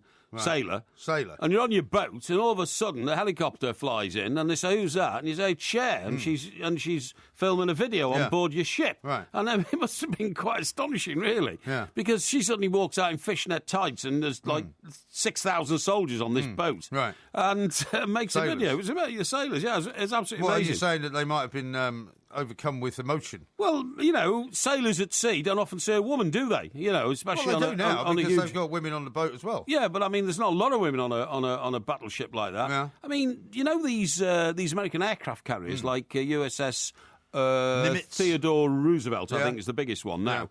Yeah. I mean, last time that docked in Portsmouth Harbour, it couldn't, could it? In Solent, it had to dock in the Solent. Yeah. It's got 6,000 crew. Yeah. I mean, 6,000 is a small town. That's right. Isn't it? Yeah. So, can you imagine? Where on earth do they all live and sleep and eat and work? I mean, these things are like massive. I mean, they're bigger than cruise ships, aren't they? They're huge. I mean, a cruise massive. ship carries that many people, I suppose, isn't it? I suppose so. I suppose so. But, I mean, it was amazing when I looked at it. 3,400 of the crew were from the US Navy, and 2,600 of the crew were from the US Navy Air Force, if you've heard of me. Oh, the US Air Force? US Air Force. No. They were still Navy personnel. Right. They were like Tom Cruise in Top Gun. Yeah. Naval aviators. Oh, okay. You know what I mean? Are they not in the Air Force then? No, they're not. No, they're in the US Navy. Oh, okay. They are in the US Navy. So they're like Navy pilots? They're naval aviators, because if you look at the marks on the side of their planes, it's a distinctly different marking to the US Air Force. Right. And it says Navy on it, doesn't it? It does, yeah. It does say Navy. That's absolutely right. Because if you remember the scene on the top of the deck, when they... I don't remember the scene. I've only seen Top Gun once, and I don't intend to watch it again. Those guys I think it's rubbish. Those guys on the top of the deck were called... what do they call them? How those cherries on the deck? No, on the roof. The cherries on the roof. Well, but they wear red coats. So they flag the planes in and out, you know. Do they not wear, like, red boiler suits? No, like high-vis vests, but of different colours. Because you've got to understand, like, there's a lot of jobs. Like, some of the guys refuel the planes. Yeah. Some of the guys line the planes up. Yeah. Some of the guys look after the spring that springs them off the platform and the trap that gets them when they come back. They have to get them when they come back. And also they have to get the lifts operated, don't they? Because they operate the lifts operate. The wings fold up, don't they? Well, I tell you what is interesting as well. When they was parked in the Solent, I counted 60 aircraft on the top deck. Right. And I said to some expert who was there, I'm an expert myself. Was it the Admiral? Well, a contact down there who knows a lot about these things. And I said, well, if they've got 60 on the deck, I said, how many have they got below? He said, none. I said, what do you mean? He said, the planes, when the ship is sailing, are always in the hangar below. Yeah. Because of the effect of seawater on the planes, it erodes them. Uh-huh. I said, well, also, you wouldn't leave them on the deck, would you? Because you're going up and down. Yeah, that's right. Massive swells. So I said, what they'll do on the deck? He said, that's purely for presentational... Show. Yeah, purely for presentational reasons. Show it off. He says if we're going to two reasons. Firstly, presentational reasons aesthetically, so that the people of local friendly communities will look at it. I think they were sticking two fingers up to the UK because they know that the UK doesn't have any planes at all. Well, no, I mean the second thing is that when you go to antagonistic areas of the world, you want to make sure that people know you've got at least 60 aircraft on board, and if they start messing around, they will employ a bit of the old, send a gunboat policy. You know what I mean? Gunboat diplomacy. Yeah, gunboat diplomacy is quite right. Yeah, well, right. hopefully that won't right. happen. Okay. Yes. Now then, you're going to tell me about some. You're going to read me some notes that we've got. I could, yeah. I'll just read them off in order, shall I? Well, John says sympathies to men suffering with those conditions. More research is needed. And what? I presume on the saddle penis scenario. Yeah. Jeremy says Marines are also on the carriers as well. Yes, that's true. They are, but they are part of the US Navy. Yeah. And Peter says share on a battleship, sea balls or maybe battle balls. Hey, watch it. It's a family show. Ian says, I'm sure Mike Parry has ridden a few bikes. Has he ever suffered from saddle balls? No, I have not. I'm glad to say, but I have read. In fact, I got my saddle stolen. I think I told you. Yeah, why did they steal your saddle? Well, because it had a flick switch. You could just put it in and flick a switch, and that tightened it into the tubular frame. Yeah. Somebody reached through the railings in my garage and literally flicked it off and walked off with the saddle. It's very difficult to ride a bike without a saddle. Well, it is, me. but you could have got another saddle. Yes. Well, I did. That's what I did. But then the bike got stolen. Lee enjoyed the interview we had with Dr. O'Neill. Yes. He said, this is brilliant. Get him on again. Time Travel and Porky can wear that tinfoil hat. It's brilliant. I totally agree with you. Yeah. And Pascal says Time Travel would be ideal for Porky. It could actually help him achieve better results in his Porky historical quizzes. You mean like go and witness it as it happens? Yeah. I mean, it's a fascinating thing, time travel, isn't it? And I suppose ever since we all sat down and watched Doctor Who the first time, we all believe that one of these days it will be possible. But you see, I'm interested in your view of time travel, not because I'm saying it's right or wrong. Right. But your view of time travel is that you'd like to go back in time to see something happen. Yes. Why would you want to do that? Well, why do you think? Well, I don't know. Well, you can't see the fascination in standing on the beach and watching the French arrive at the Battle of Hastings. Well, I'm not sure, really. I mean, say, for example, if there was one thing you could do, either backwards or forwards, you would like to go back and watch that?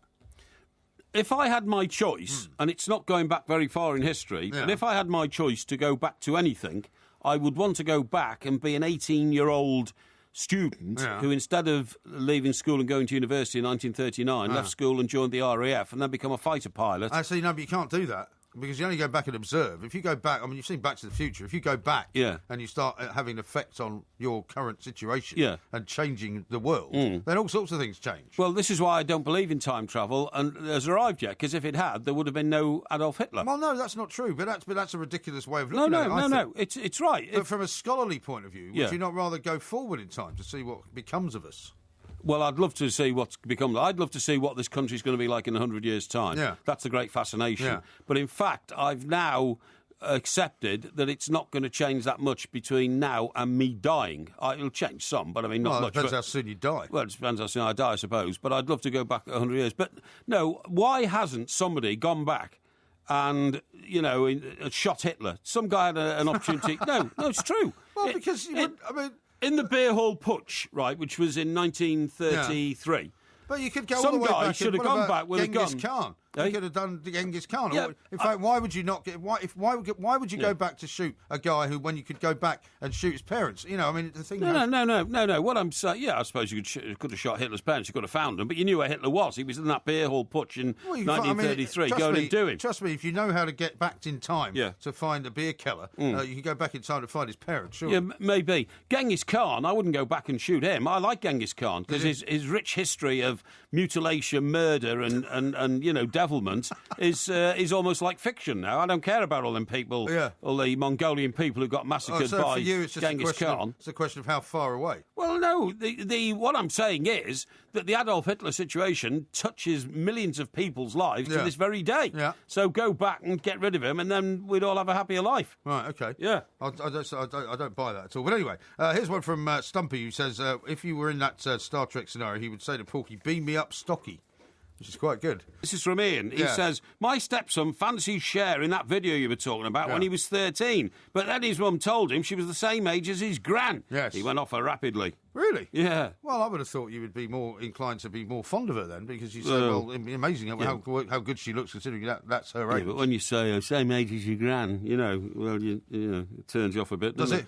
Well, I think so. Now, here's a very philosophical point from Joe in Greenock, who says, and I don't know if Joe is a man or a woman, picture the scene. You take a girl on a date, wine and dine her, take her to the cinema perhaps, and then maybe you've spent maybe £100 and you then get your oats at the end of the night, as he puts it. Oh, excuse me. So he's saying, so there must be prostitutes in Cheltenham. They're just disguising themselves as wives and girlfriends. I'm sorry, I'm not one of those that adheres to that philosophy. Just, that you can either, buy sex or you can take somebody out for dinner and it's not any different. I don't agree with that. You don't agree with what? Why aren't you listening to me? I am listening. Well, his theory basically is saying that, there's not much difference between somebody going out and paying £100 to have sex with a prostitute or taking somebody out, spending £100 and then taking them home. I don't think that's the same thing at all. No, I don't. I think taking them out for dinner and then, following the night up with a bit of physical activity is quite romantic, if you see what I mean. Physical activity? Yeah, but I mean... Is that what you say? That's coming back to my place for a bit of physical activity. But paying a woman £100 basically there's no comparison, is there? For half an hour Rogerising energetically is not, in my view, romantic at all. No. If you see what I mean. Here's one from Cripps who says, Comrade Porksky is obviously brimming with pride with this week's celebrations of Yuri Gagarin and the USSR cosmology programme. Well, yeah, In a way, I do feel that they've got their act sort of together. Yeah, well, I'm sure you do. Ian says, next thing, Porky will be buying a DeLorean and a flux capacitor. What? A DeLorean and a flux capacitor. Oh, yes. That's Back to the Future. Indeed.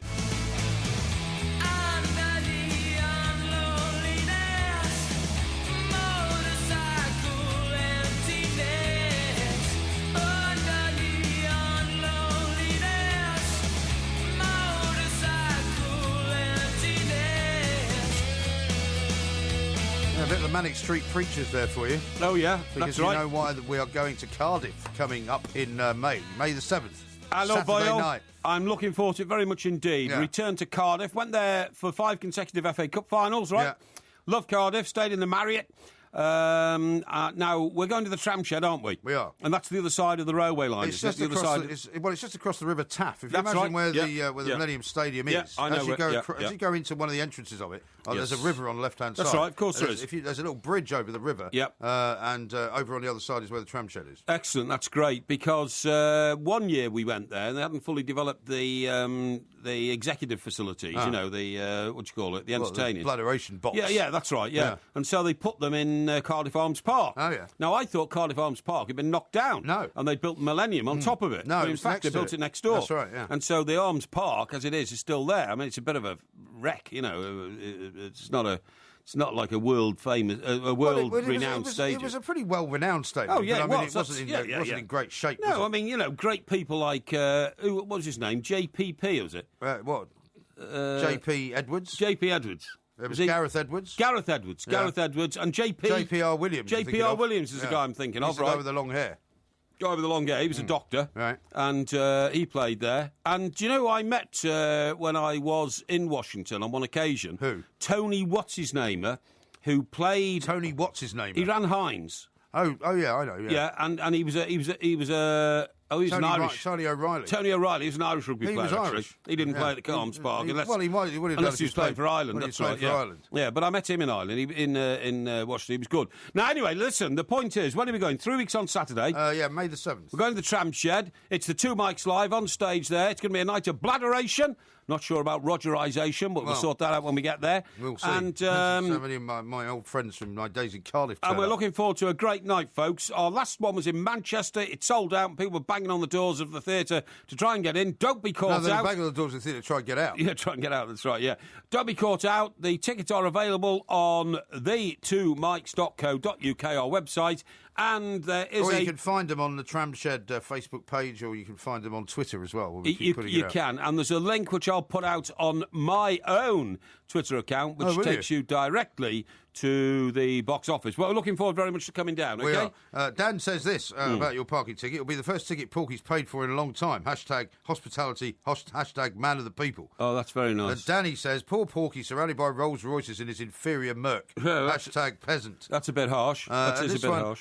From Danny, who says, can't wait for the quiz to compound the misery of Porky. I'm predicting 2 out of 10 and a lot of finger pointing. Oh, that's you know, you're losing faith in me, folks, because of the gerrymandering that went on in winners and losers the other night. That got to... Not true. That became a very tense and stressful situation, let me tell you. Why was it stressful? Well, because, you know, you were trying to cheat in such an obvious fashion. Well, no, but we've come to an easy compromise now. Well, you had to, because... The game will commence again on Monday, Monday night, and the scores will be 0-0. So you'll have an opportunity to actually win one. Your popularity was sinking so fast. Yeah, but I'm not worried about my popularity. Well, you spend most of your life worried about how popular you are. No, I don't. No, yes, you do. No. And I have no concerns about that. I don't think you are. Listen, I tell you what, I'm never going on a cruise again. What do you mean again? Well, I've never been on one, actually, but I mean, you know, I'm not going on a cruise. Do you know what? I have come across this... If you went on a cruise, I would see you doing what that mad woman did, which was jumping off the quayside trying to swim after the boat. Because you'd have missed the departure time due to being over-bladdered in a nearby sort of hostelry. Well, apart from anything else, my mate last year, I told you the story, he went on a cruise, he never got off. He died on board. It was terrible. Well, lots of people do die on board cruise ships. They do, actually. They do, I'm afraid, yeah. Now, it's like a sort of moving, waiting room for purgatory. But as part of my interest, of course, in the Royal Navy and my maritime links that I have down in Portsmouth, I do. The Admiral. I do have access to naval architecture type scientific papers, right? Naval architecture. Yeah. Do you know the French have just commissioned, right? Yeah. 4 €1 billion ocean liners. Ocean liners? Yeah, which are going to be the best and the biggest in the world. I didn't realise the French were big on cruising, actually, to be honest. They are. Cruise ships? I'll tell you what, they're not. They're going to... Hang on, they're going to build them. They're going to build them and sell them to the Brits? No, the Swiss have ordered them. Really? MSC Cruises, Swiss-based group, has placed an order for 4 $1 billion cruise vessels. But the statistics, Mike, are absolutely amazing, OK? Are they? The liners are going to be 200,000 tonnes each. Right. That's about 10 times bigger than the original cruise liners, from the 60s and 70s. That's right, yeah. Well, when you see these things now, I mean, the last time I was really, I suppose, in the presence of any of these things was when I was down in Naples. Right. Because the Bay of Naples, they pull into. Yes, that's right. Things are huge. Oh, huge. I mean, bigger than any building that was in any way. I see them at Southampton sometimes. It's ridiculous. And they block the sunlight out and all that kind of stuff. Anyway, do you know how many cabins these ships are going to have? They must have thousands. 2,700 cabins. Right. Now, if we ever go to one of these hotels with 2,700 rooms, like Frankfurt Airport or somewhere in America, you see them, they're cities. Yeah. They're absolutely, well, these are floating cities, right? Well, you get lost, wouldn't you? Yeah, the technology on board will include facial recognition so that bar staff can greet passengers by name. So when you walk up, your name, is facially recognised. Well, they probably recognise you anyway because you'd be there so much. Well, that's probably true. Greet passengers by name and in their language. Yeah. So, they'd speak English to me, obviously. And Scottish to you or whatever. And they know what you drink. So by the time you got to the bar, my glass of Pinot Grigio would already be there waiting for me, OK? Right. Children will be equipped with tracking devices because the ship is so big, their parents will never be able to find them. No. But with the tracking device, they can watch them on the screen as they play at the other end of the ship, which incidentally is 335 metres long. Really? Yes. See, that's a massive thing. And I mean, because the length of 4 when football I was little, pitches. we used to take the ferry from Southampton to Bilbao, right? Which was what it was called the HMS Patricia, I think it was. Okay, yeah. And you put the car on it, and it's the overnight ferry. I think it was a 24-hour ferry. Yeah, okay, and you would arrive in Bilbao with the car, and we'd drive through Spain. Yeah, and I mean they had a swimming pool on it, which was quite a small swimming pool with salt water, which I didn't like. No, but we used to get lost on that one. Yeah, exactly. Because it was. I mean, but that's only a tiny portion of that size. It is, yeah. Anyway, the theatre alone has cost £21 million. To host performances by troupes such as Cirque du Soleil. Yeah. Right? There's a museum to exhibit art loaned by museums from all over the world with paintings worth millions, right? Including by Michelangelo, Titian, and Canaletto. Oh, yeah. I mean, this is amazing. This is absolutely amazing.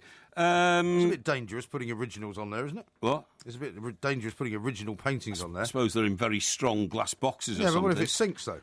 Well, they'll be lost forever. Yeah, they go down with them. That's right.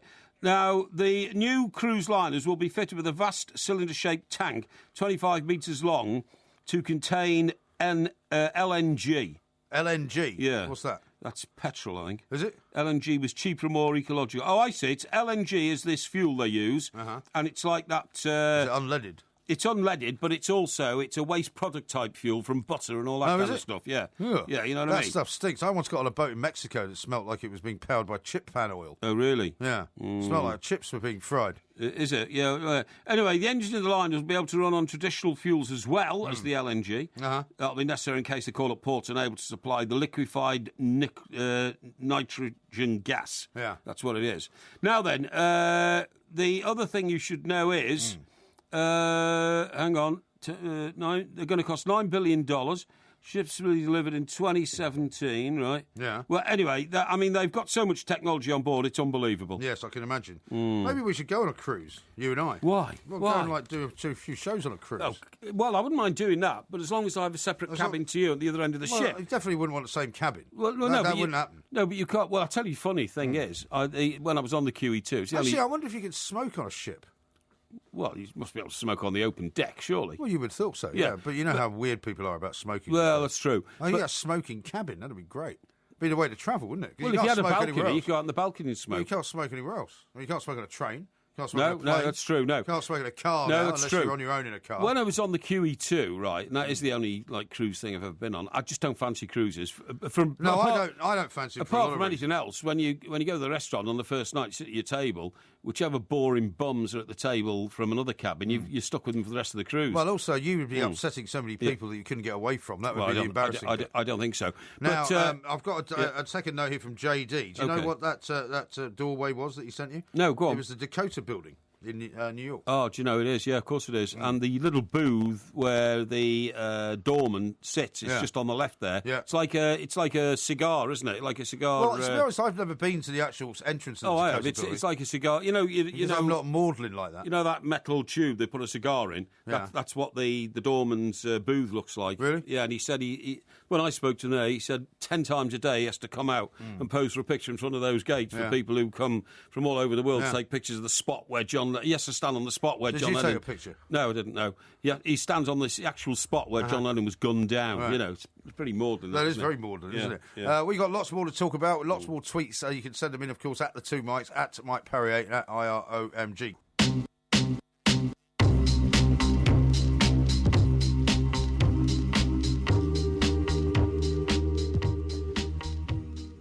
Couple of tweets to read out. VHP says, guys, you made my day with the tackle shrinking and shriveled prunes discussion. Well, keep it up. It's a family show. Well, yes, it is. Here's one from Andy who says, lads, by travelling at light speed, you can only travel into the future by spending, say, 1 year. You would turn up 20 years later.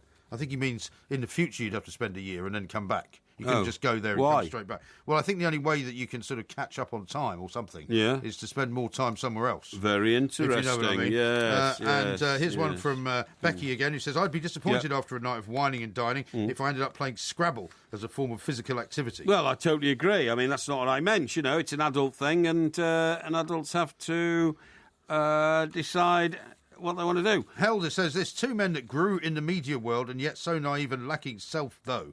I don't know what that means. Is that us? I think so, yeah. Yeah, okay. And what do we lack? I think he or she... I think they mean maybe lacking self-thought or self-awareness. I don't know. Okay. I'm not even sure if Helder's a first name or a last name, or a man's name or a woman's name. Okay. Now, listen, in the past, you've chided me for saying, I tell fat people they're fat and that should help them. You think that's cruel? Well, I don't think it's helpful. You don't think it's helpful? No. Right. Well, lots of people have been very upset by your constant deriding of fat people. Well, I don't deride. I tell them they're overweight in order to try and stimulate them to do something about it. Yeah. Now, believe it or not, I've now been backed up by another expert, an Oxford University scientist, a professor of diet and population health, has said that the perception that the overweight ought to be able to help themselves is preventing them from getting the support they need. Oh, yeah. So they're on my side. Now, but go backwards and forwards on this, don't they? Because last week there was not some expert saying actually all of this, fat shaming is actually a bad thing. It doesn't help anyone. The person who said it was a bad thing was Susan Jebb, the government's former diet czar. That's right. She said obesity is mainly caused by a person's genes and the prevalence of junk food. Okay. Right. However, the Oxford University scientist I'm talking about, who is Dr. Steve Miller, right? He says... As in the Steve Miller Band. As in Steve... Yeah, no, that was AR at the end. This is MILLER, right? He said telling people their size isn't their fault could mean they don't try to improve their health. Right. Now, Mr. Miller goes on to say we have to take responsibility. If people are told it's not their fault they are fat, you're giving them a free admission to Willy Wonka's chocolate factory.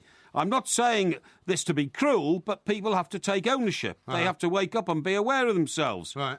And Will Quince, a Tory MP and outspoken critic of the planned sugar tax, said, as someone who used to weigh over 20 stone, I know the first step is to recognise you have a problem and that you can personally do something about it. Personal attitude is important or you will fail.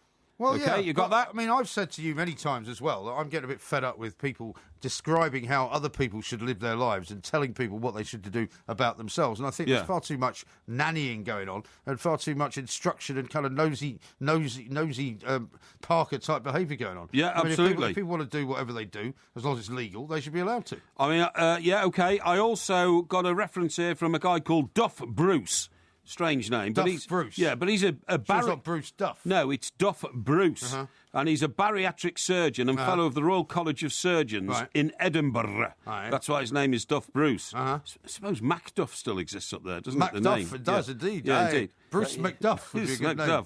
So what he says is people can make changes to their diet and lifestyle to counter that. These could be as simple as taking time over our meals and avoiding TV dinners. Now, we have had the conversation before, so I don't want to go over old ground, but if ambulances are having to be built bigger with bigger suspensions, if mortuaries are having to buy bigger slabs to put dead patients on, and if firemen now spend 1/3 of their time hauling overweight people out of blocks of flats, then something's gone terribly wrong. And somebody's got to do something about it. Now, Dr. Nicholas Banner gave me a lecture the other day when I was in the hospital and said to me, don't put weight on when I sit before now and I see you again. I'm probably going to see him again next year. He said, if you do, he said, that becomes a constant pattern if you put weight on as you get older. Can you arrange to see him next year on a night that you're not supposed to be working? Well... Is that not possible? He's got a very tight schedule. Well, so have you. Well, that's true, but his job is more important than my job. Well, you might think that. He saves people's lives. He regulates people's hearts. I mean, the man is a life giver, a miracle worker, I would say. Would you? Yes, yes, in many ways. Well, that may well be the case. I'd still like to get him on the show. And I don't have anything. It has nothing to do with patient confidentiality. Well, he does. He signed the Hippocratic Oath and all that kind of stuff. You know what I mean? About not doing any harm. It's nothing to do with and it's also if it's talking about you, you can give him permission to do that. Yeah. Well, yes and no. But I mean, I don't wish to. They a lot of their work is in very, very confidential terms. Honestly, it really is. No, right. Now, here's a story that will warm the cockles of your heart, knowing as I do about your fandom of Maria Sharapova. Yes. Who you defended to the She hilt. might be coming back, eh? Well, apparently, this meldonium thing is still rattling around. You know, that's what she was accused of taking. Yes, indeed. You remember the substance that she was accused of taking? Aren't they saying that the deposit of meldonium in your system can be lurking there for up to 3 years? Well, what they're saying and therefore she might have taken it pre it being banned, so to speak. What they're saying is they don't actually know exactly how long it can stay in the system. Yes. So WADA, the World Anti-Doping Organisation, right, considers there may be grounds for no fault or negligence on the part of the athlete. Now, they're not saying specifically it's to do with Sharapova, but they're saying that the 172 positive tests that they've had for meldonium over the past sort of recent period may all have to be kind of reassessed. OK, well, I'm looking at a report here, which I've pulled off my information machine, written by Martin Ziegler, who is the chief sports reporter of The Times, the Thunderer. Formerly of PA, who used to employ him. Yeah, formerly of PA, and one of the world's acknowledged experts on the reporting of drug in sport issues, OK? He says Maria Sharapova's lawyer believes that the doping case against the former Wimbledon champion has been undermined by uncertainty over how long the banned drug meldonium stays in the body, in a dramatic development that could lead to numerous doping cases being thrown out. The World Anti-Doping Agency, known as WADA... I've just said all that. admitted there's a lack of scientific evidence. Well, how can they get it so wrong, would be my question. Before they actually banned somebody, I don't know. Yeah, but I mean, how can they think, which is what they did think, Yes. that the meldonium originally would be cleared from the body in a week or two at maximum, and now they're saying it could stay in the body for maybe months and possibly years. Well, yeah, I know, yeah. But how can they be so wrong? Well, I don't Can you know. not explain that? I don't know. Have you ever heard of a guy called Sir Arnold Wesker? Sir Arnold Wesker? No. Or Arnold Wesker, as he was? No. He was a playwright. Well, I think if I'd known Sir Arnold Wesker, Yeah. I might have known that he was also at one point Arnold Wesker. He was a playwright, Was right? he? Yeah. What sort of playwright? Well, I don't know, but I do remember studying some of his plays at school, Arnold Wesker plays. Really? And all I can say is that he's dead. No, I just thought I'd let you know. Well, I mean, since I don't know who he is, No. let me see if I can find anything out about him. No, on my he's a information device. very famous playwright. It says and, Arnold Wesker Batman, no, I don't the think- radical bard, dies aged 83. Oh, that's him. Yeah, that's a guy. okay. And I have to say that One of his most successful plays was Chips with Everything. Chips with Everything. I think that was the one. I think that's His the one I second play, studied. Chicken Soup with Barley. Chicken Soup with Barley. I think that was the one I studied. I think it was. Yeah, Really? honestly. Yeah. Was he only right about food? No, but I mean, he was very northern, so Yeah. I think the reference to chips and all that was, to remind people that the north of England has a particularly rich and relevant culture. You know what I mean? It says he was he was one of the writers in the 50s who became known as Angry Young Men, which that's included right. people like Kingsley Amis, John Brain, and Alan Yep. Sillitoe. Yeah, all that's I've true. heard of them. All that is absolutely Apparently, true. Jeremy Corbyn paid tribute to him in the House of Commons. Oh, did he? Yeah. What? He must be a sort of left-wing revolutionary type Well, guy. I'm saying then. he was one of those wonderful angry young men of the 50s. Really? Is that right? Yeah. Okay. Who's Richie Blackmore? Richie Blackmore was a guitarist. Okay. He's not dead, is he? No, he's not dead, but he's 71. Right. Because I just on my information machine got You're just reading out people's birthdays. No. Just got the register of the old Richie Blackmore, which you might remember when Yeah. we had the conversation the other day about Eric Clapton. Yes. Somebody tweeted in, and I'm not sure that it was true, but tweeted in that Richie Blackmore once said of Eric Clapton that he didn't know how to play the guitar. Is that Richie right? Blackmore was formerly in Deep Purple, who you might have heard of. hang on, Deep Purple. Yeah. Deep Purple. That wasn't Ozzy Osbourne. No, was that it? was Black Sabbath. That was Black Sabbath. But you're not a million miles away. Deep Purple was who sang "Had to finish with my woman 'cause she couldn't read my mind." Was that Deep Purple? No idea. No. What do you mean, no idea? That was No a classic idea. rock song from the 70s. No, don't know. Had to finish Well, Deep with Purple's my most woman famous 'cause she song couldn't- was probably Smoke on the Water. Smoke on the Water. And You who know was the that lead one? singer? It was Ian Gillan, I think. Ian Gillan. He used to wear loons. Weren't loons the popular trousers in those Yeah, days? they were, yeah, the big loons. flared Loons. trousers. There you go, yeah. With no pockets. Yeah. You know what Smoke on the Water was about, don't you? Smoke on the Water sounds like it was about a drug. No, it was about, they went down to Montreux to record an album. Oh, yeah? Down in the south of France, and the Oh, studio yes. went on fire. The studio And went so on they fire, were, yeah. I mean, nobody knows how or why. but Oh, they probably- set fire to it with a ganja fag. Probably, yeah. Yeah, exactly. Well, so they sent, and all smoke was Yeah. going all over the lake, right? And that's how they wrote so they wrote the song. Well, they're probably Smoke off on their the heads water. on something. Oh, you know, I went to see. this is actually, mystic. I went to see Richie Blackmore's Rainbow when I was in my formative years because he formed another band called Rainbow. Oh, Richie Rainbow. Blackmore's Rainbow. I saw them at Hampstead Odeon. It was one of my first ever dates. Hey? One of my first ever dates. I took a girl who was 2 years older than me. Yeah, how old were you? I was 16, and she was 18. Oh, really? That's quite Beautiful. a leap, that. Yeah. And I thought I was very cool because she wanted to come to this concert with me. at Yeah. Hampstead Odeon. And what happened afterwards? We went for some physical activity. Did you? Yeah. Successfully? Yeah. Wow, that's quite an admission then, isn't it, eh? Yeah. Oh, dear me. So you've been a Rogerisation trail since the age of 16. Pretty much. Is that your first encounter? No. Oh, No. so you've been on the Rogerisation trail since pre-16. No, around about then. Round about then. I don't wish to give away every single My secret. God, there were some really vulnerable women knocking around in North London in those days, Why weren't have, there not? why have you turned into a Geordie? Where is Alpha Centauri, please? Where is it? It's out in the outer solar system somewhere. It's where Stephen Hawking wants to send microscopic spacecraft to. I to see, try and I discover. see. So it's not about 3 or 4 Earthbound. million, it's 3 or 4 million light years away. Yeah. Okay, what I like about that, and we'll talk talk about that later on when our expert comes in. Yes. Is that the machines that go on this mission will actually fly at 1/5 of the speed of light. Yes. Now, we're getting here now towards time travel. We've had this discussion before. The only thing that's stopping a human being from travelling back in time is finding a spacecraft that travels at the speed of light and then a bit faster. Yes. Because if that happens, we can then go to a place before it's actually happened. Well, the thing that puzzles me about this story is that the craft itself is called microscopic. Now, that to me means the size of something you can only see under a microscope. So I don't know how we're going to get into something like that. No. You'll have men on board these things eventually. Well, they've been shrunk down. No. I mean, you know what happens? What's a microscopic craft? No. You don't understand. It's microscopic when you look at it from where it's going to be. But where it's going to be is... You mean it's only microscopic because it's so far away? Yeah, exactly. Are you sure? Yeah, I'm absolutely certain. I don't think that's right. Oh, well, how do you launch it then? How do you launch I don't know. How do you launch a grain of rice, you idiot? I don't know. Well, I know. That's why we're going to talk to Dr. Ian O'Neill, who's a space scientist, who can explain all this. Yes, and the thing is, once it's off the launch pad, you know what happens then? What happens? You just don't talk how big about is a launch pad if it's microscopic? Well, that's because it doesn't work like that, you buffoon. Buffoon? So what happens is we put it in space, and then do you know what we do? What? We turn our backs on it and shrug our shoulders for 20 years. Really? Because it'll take literally 20 years now to I get... have to turn my back on you. Isn't that something out of Goodfellas? Yeah, but you know it'll take 20 years to get where Stephen Hawking wanted to go to. Yeah, right.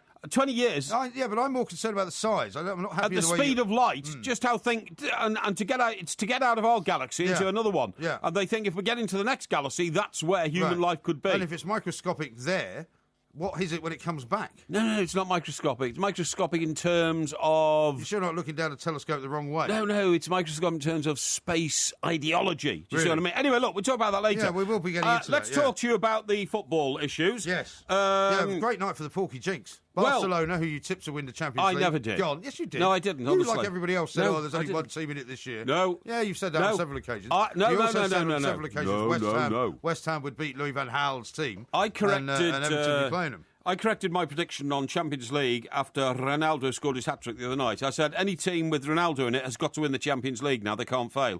It will be called the Ronaldo final. Maybe you did that last night. But before that, it was all about Barcelona. I don't think it was. But anyway, I didn't really care who won the Champions League as my team are not in it. Now, do you know I want to win the Champions League? It says here, the microscopic scale, which is from the Greek, a small look. Yes. Right.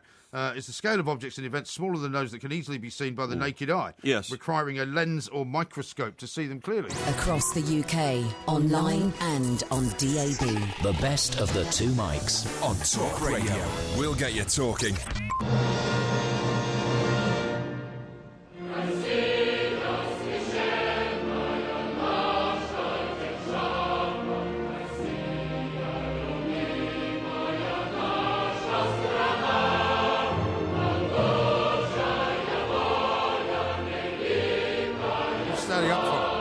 No, I'm not standing up. No.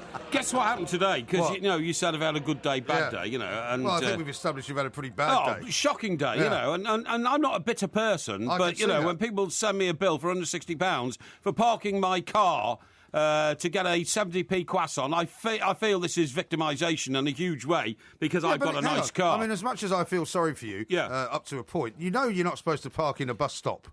I didn't mean to park in a bus stop. What happened was, do you know what happened? Ignorance is no excuse. There's all these delivery lorries at that time in the morning. Well, that's because they do deliveries at that time in the morning. And Sainsbury's, Marks and Spencer's and Tesco are all next to each other, and all three had lorries. Yeah. There was nowhere else for me to go if I wanted to be a customer of one of theirs. Well, you could have gone around the corner and So I looked up. There were no buses. There were no passengers waiting in the bus stop. There was no bus you can't park in a bus stop. So it was 3 minutes. 3 minutes, that's all it was, right? It was an outrage. It's an outrage. Anyway, listen, the other thing was, a book arrived. I've got a lot of tweets to read out to you in a minute as well. I want to hear those. Now, a book arrived, and it's called A Very Expensive Poison, the definitive story of the murder of Litvinenko and Russia's war with the West. And it's brilliant, right? It's absolutely brilliant. You said it wasn't a murder. It was definitely a murder. This book concludes that because what they've done is they've taken a lot of transcripts from the inquest into Mr. Litvinenko's death and all that kind of stuff. But the main conclusion is they name who the killers were, right? Two guys, one called Lugovoy, and the other one Kovtun, right? And they were both employed by the Kremlin, weren't they? They were actually employed, we think, by the FSB, which is the successor to the KGB. Exactly. And They've detailed all their attempts to get Litvinenko and concluded that... It's included dragging polonium all the way across to the Emirates Stadium, and right? And spilling it all over the Bond street. Street. Yeah. And it says, Lugano and Governor can only be said are the Laurel and Hardy of the intelligence network. They were hopeless at one stage. They got the wrong guy. Right. It wasn't Litvinenko. Right. They So followed. they poisoned his tea anyway. No, they don't know. They don't know. They might have poisoned some guys. But isn't this the amazing thing that considering all of the stuff that they were spreading all around town, that nobody else did actually accidentally get poisoned? Yes, that's right. It is absolutely unbelievable. Yeah. Because the suspects, Lugavoy and Kovtun, widely thought to be FSB operators, had already left Britain by the time Mr. Litvinenko was admitted to hospital and started turning orange. Yeah. But the Metropolitan Police found polonium deposits at nearly every hotel and shop that the two had visited over the previous 2 days, 24 different locations. Yeah. It's unbelievable. Well, this was what I was and they were saying. spilling it all over the place. Yeah, but I was saying that this is why we should be concerned about this kind of attack, because you had said in previous incarnations of yours, when you like to support the Russians, that, they're entitled to look after their national security in any way they wish, but not if they're going to be spreading poisonous polonium all over the West End of London, surely. Well, the thing is... Even you would think that was a bad idea. The thing is, the reason why it's all mired in, sort of mystery and smoke and mirrors and clouds is because it says clearly that involved these two FSB agents described as Laurel and Hardy, but you can't rule out the fact that MI6 informers, international money launderers, atomic scientists, hospital doctors, academics and London police officers were all involved in some kind of conspiracy and cover-up. Because who knows what was going on? What? You're saying that they weren't telling us the truth? Who? All these people that you've just mentioned. Well, nobody knows. You see, what they say is, they say that... what they're saying is that a lot of evidence was given at the inquiry, right, which has not been made public. The problem with this is that no clues have been provided as to what we actually learned from anonymous witnesses. Right. So we are left guessing whether the secrecy veil came across the inquiry because MI6 had a high-placed mole in the Kremlin, right? Yeah. Actually, inside the Kremlin itself, we've got... Well, you would expect MI6 to have a high-placed mole in the Kremlin, or... GCHQ, that's in Cheltenham. Yeah, where there are no prostitutes. Exactly, where they're not allowed to have prostitutes As in you case the mentioned prostitutes get secrets out of the... Somebody tweeted me, another Cheltenham-based escort, actually, during the day. Or whether or not GCHQ intercepted electronic communications, which will never be revealed because of the method by which they acquired them. Yes. You see what I mean? Yeah, interesting. That's the trouble with the double-dealing world of spying, well, because quite often you can't reveal that you've got certain bits of information, because everyone would then know where you got it from. That's why I'd never be a spy. Yeah. I'd never be a spy. Well, you'd be hopeless at that. I would be hopeless. I'd never be a spy. You can't keep a secret. Well, yeah, but you wouldn't be able to trust anybody. You'd think, hang on, is that... But you don't trust anyone. Is it? No, I don't, actually, no. What you're very good at, is he a spy or a double spy? Yeah, what you're very good at, though, is spreading misinformation. What do you mean? And disinformation. What do you mean? You sent out a tweet saying you were just arriving at town. Yeah, that's right. Well, you weren't here. Well, of course I was here. Well, where were you? I was here. I was researching for tonight's show, of course. What, I found you standing around on the outside stairs downstairs smoking before you came in the building. Yeah, I was talking to a senior colleague. Yeah, and I'd been out and back and in and out and back 3 times before you arrived. Does that mean you got 3 more parking tickets to come then? No, it doesn't. Three more croissants. Somebody's actually... it's an outrage. Yeah, somebody's actually sent the spelling of that. What? That Porky loves his croissants. K-W-O-S-S-A-N-T-S. What? Croissants. That's how you say it. No, it's C-R-O-I-S-S-A-N-T-S, croissant. Croissant. Right, croissant. here's one from Steve. He says, that bum in DC has probably drunk himself to death after the horror of being kidnapped by a mad Englishman. He probably has, yeah. And Roy says, kidnapping people in limos, but now because 160 quid ticket sounds like karma is biting him hard in his lard ass. Well, yeah, it might be. Well, but hang on. What about getting some support for taking a con man off the streets? Well, so you say. It's all very well being attacked like this, but it's not right. Maybe it was a case of mistaken identity. Maybe the guy you saw the following night was a different guy. No, same guy. You sure? Yeah, with his little pinched face and his glasses and his strained voice. Excuse me, sir, is there a gas station round here? The other thing they used to do in DC, by the way, is whenever you stopped at a gas station, if you could find one, was they had big signs, do not let anybody pump your gas. Yeah. Because drug dealers used to hang around, not drug dealers, drug takers used to hang around.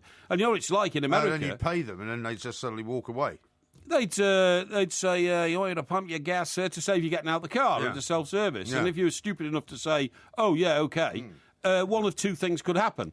They could either be pumping your gas into a separate container and stealing it, yes, or just taking the money up front and all disappearing. Yeah, absolutely, yeah. That was one of the things I found quite hard to get used to, actually, when I first went to work in the States, was that they still had people to put petrol into your car. Yeah, I agree. Because they stopped doing that for many years ago. And I was very suspicious. I was like, no, I'll do my own, thanks. Yeah, exactly. And they were like, no, you can't do your own. Yeah. This is that's right. an assisted station or something like that. That's right. No, I totally agree. Here's one from Michael. He said, I would have sympathy with Porky if it was an emergency when he parked in a bus stop. Yeah. But just to feed his fat face with a high in carbohydrates butty, I'm glad you were fine. Should have been £360. Oh, that's very unkind. It's 4:30 in the morning. There's nobody about.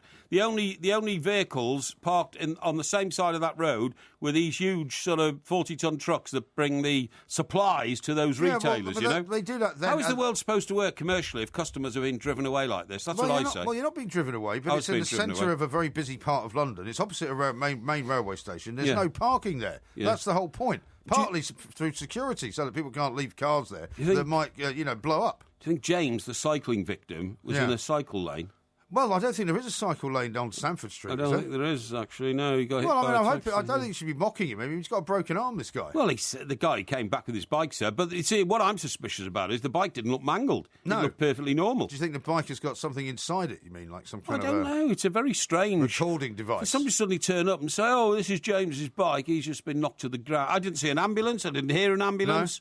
No. Very suspicious. Yeah, very weird. Becky says this, man of the people for sure. Everyone goes out in a chauffeur-driven limousine to get their croissants. I wasn't getting croissants when I was in my chauffeur-driven limo. I was off to a hotel to talk to senior politicians from the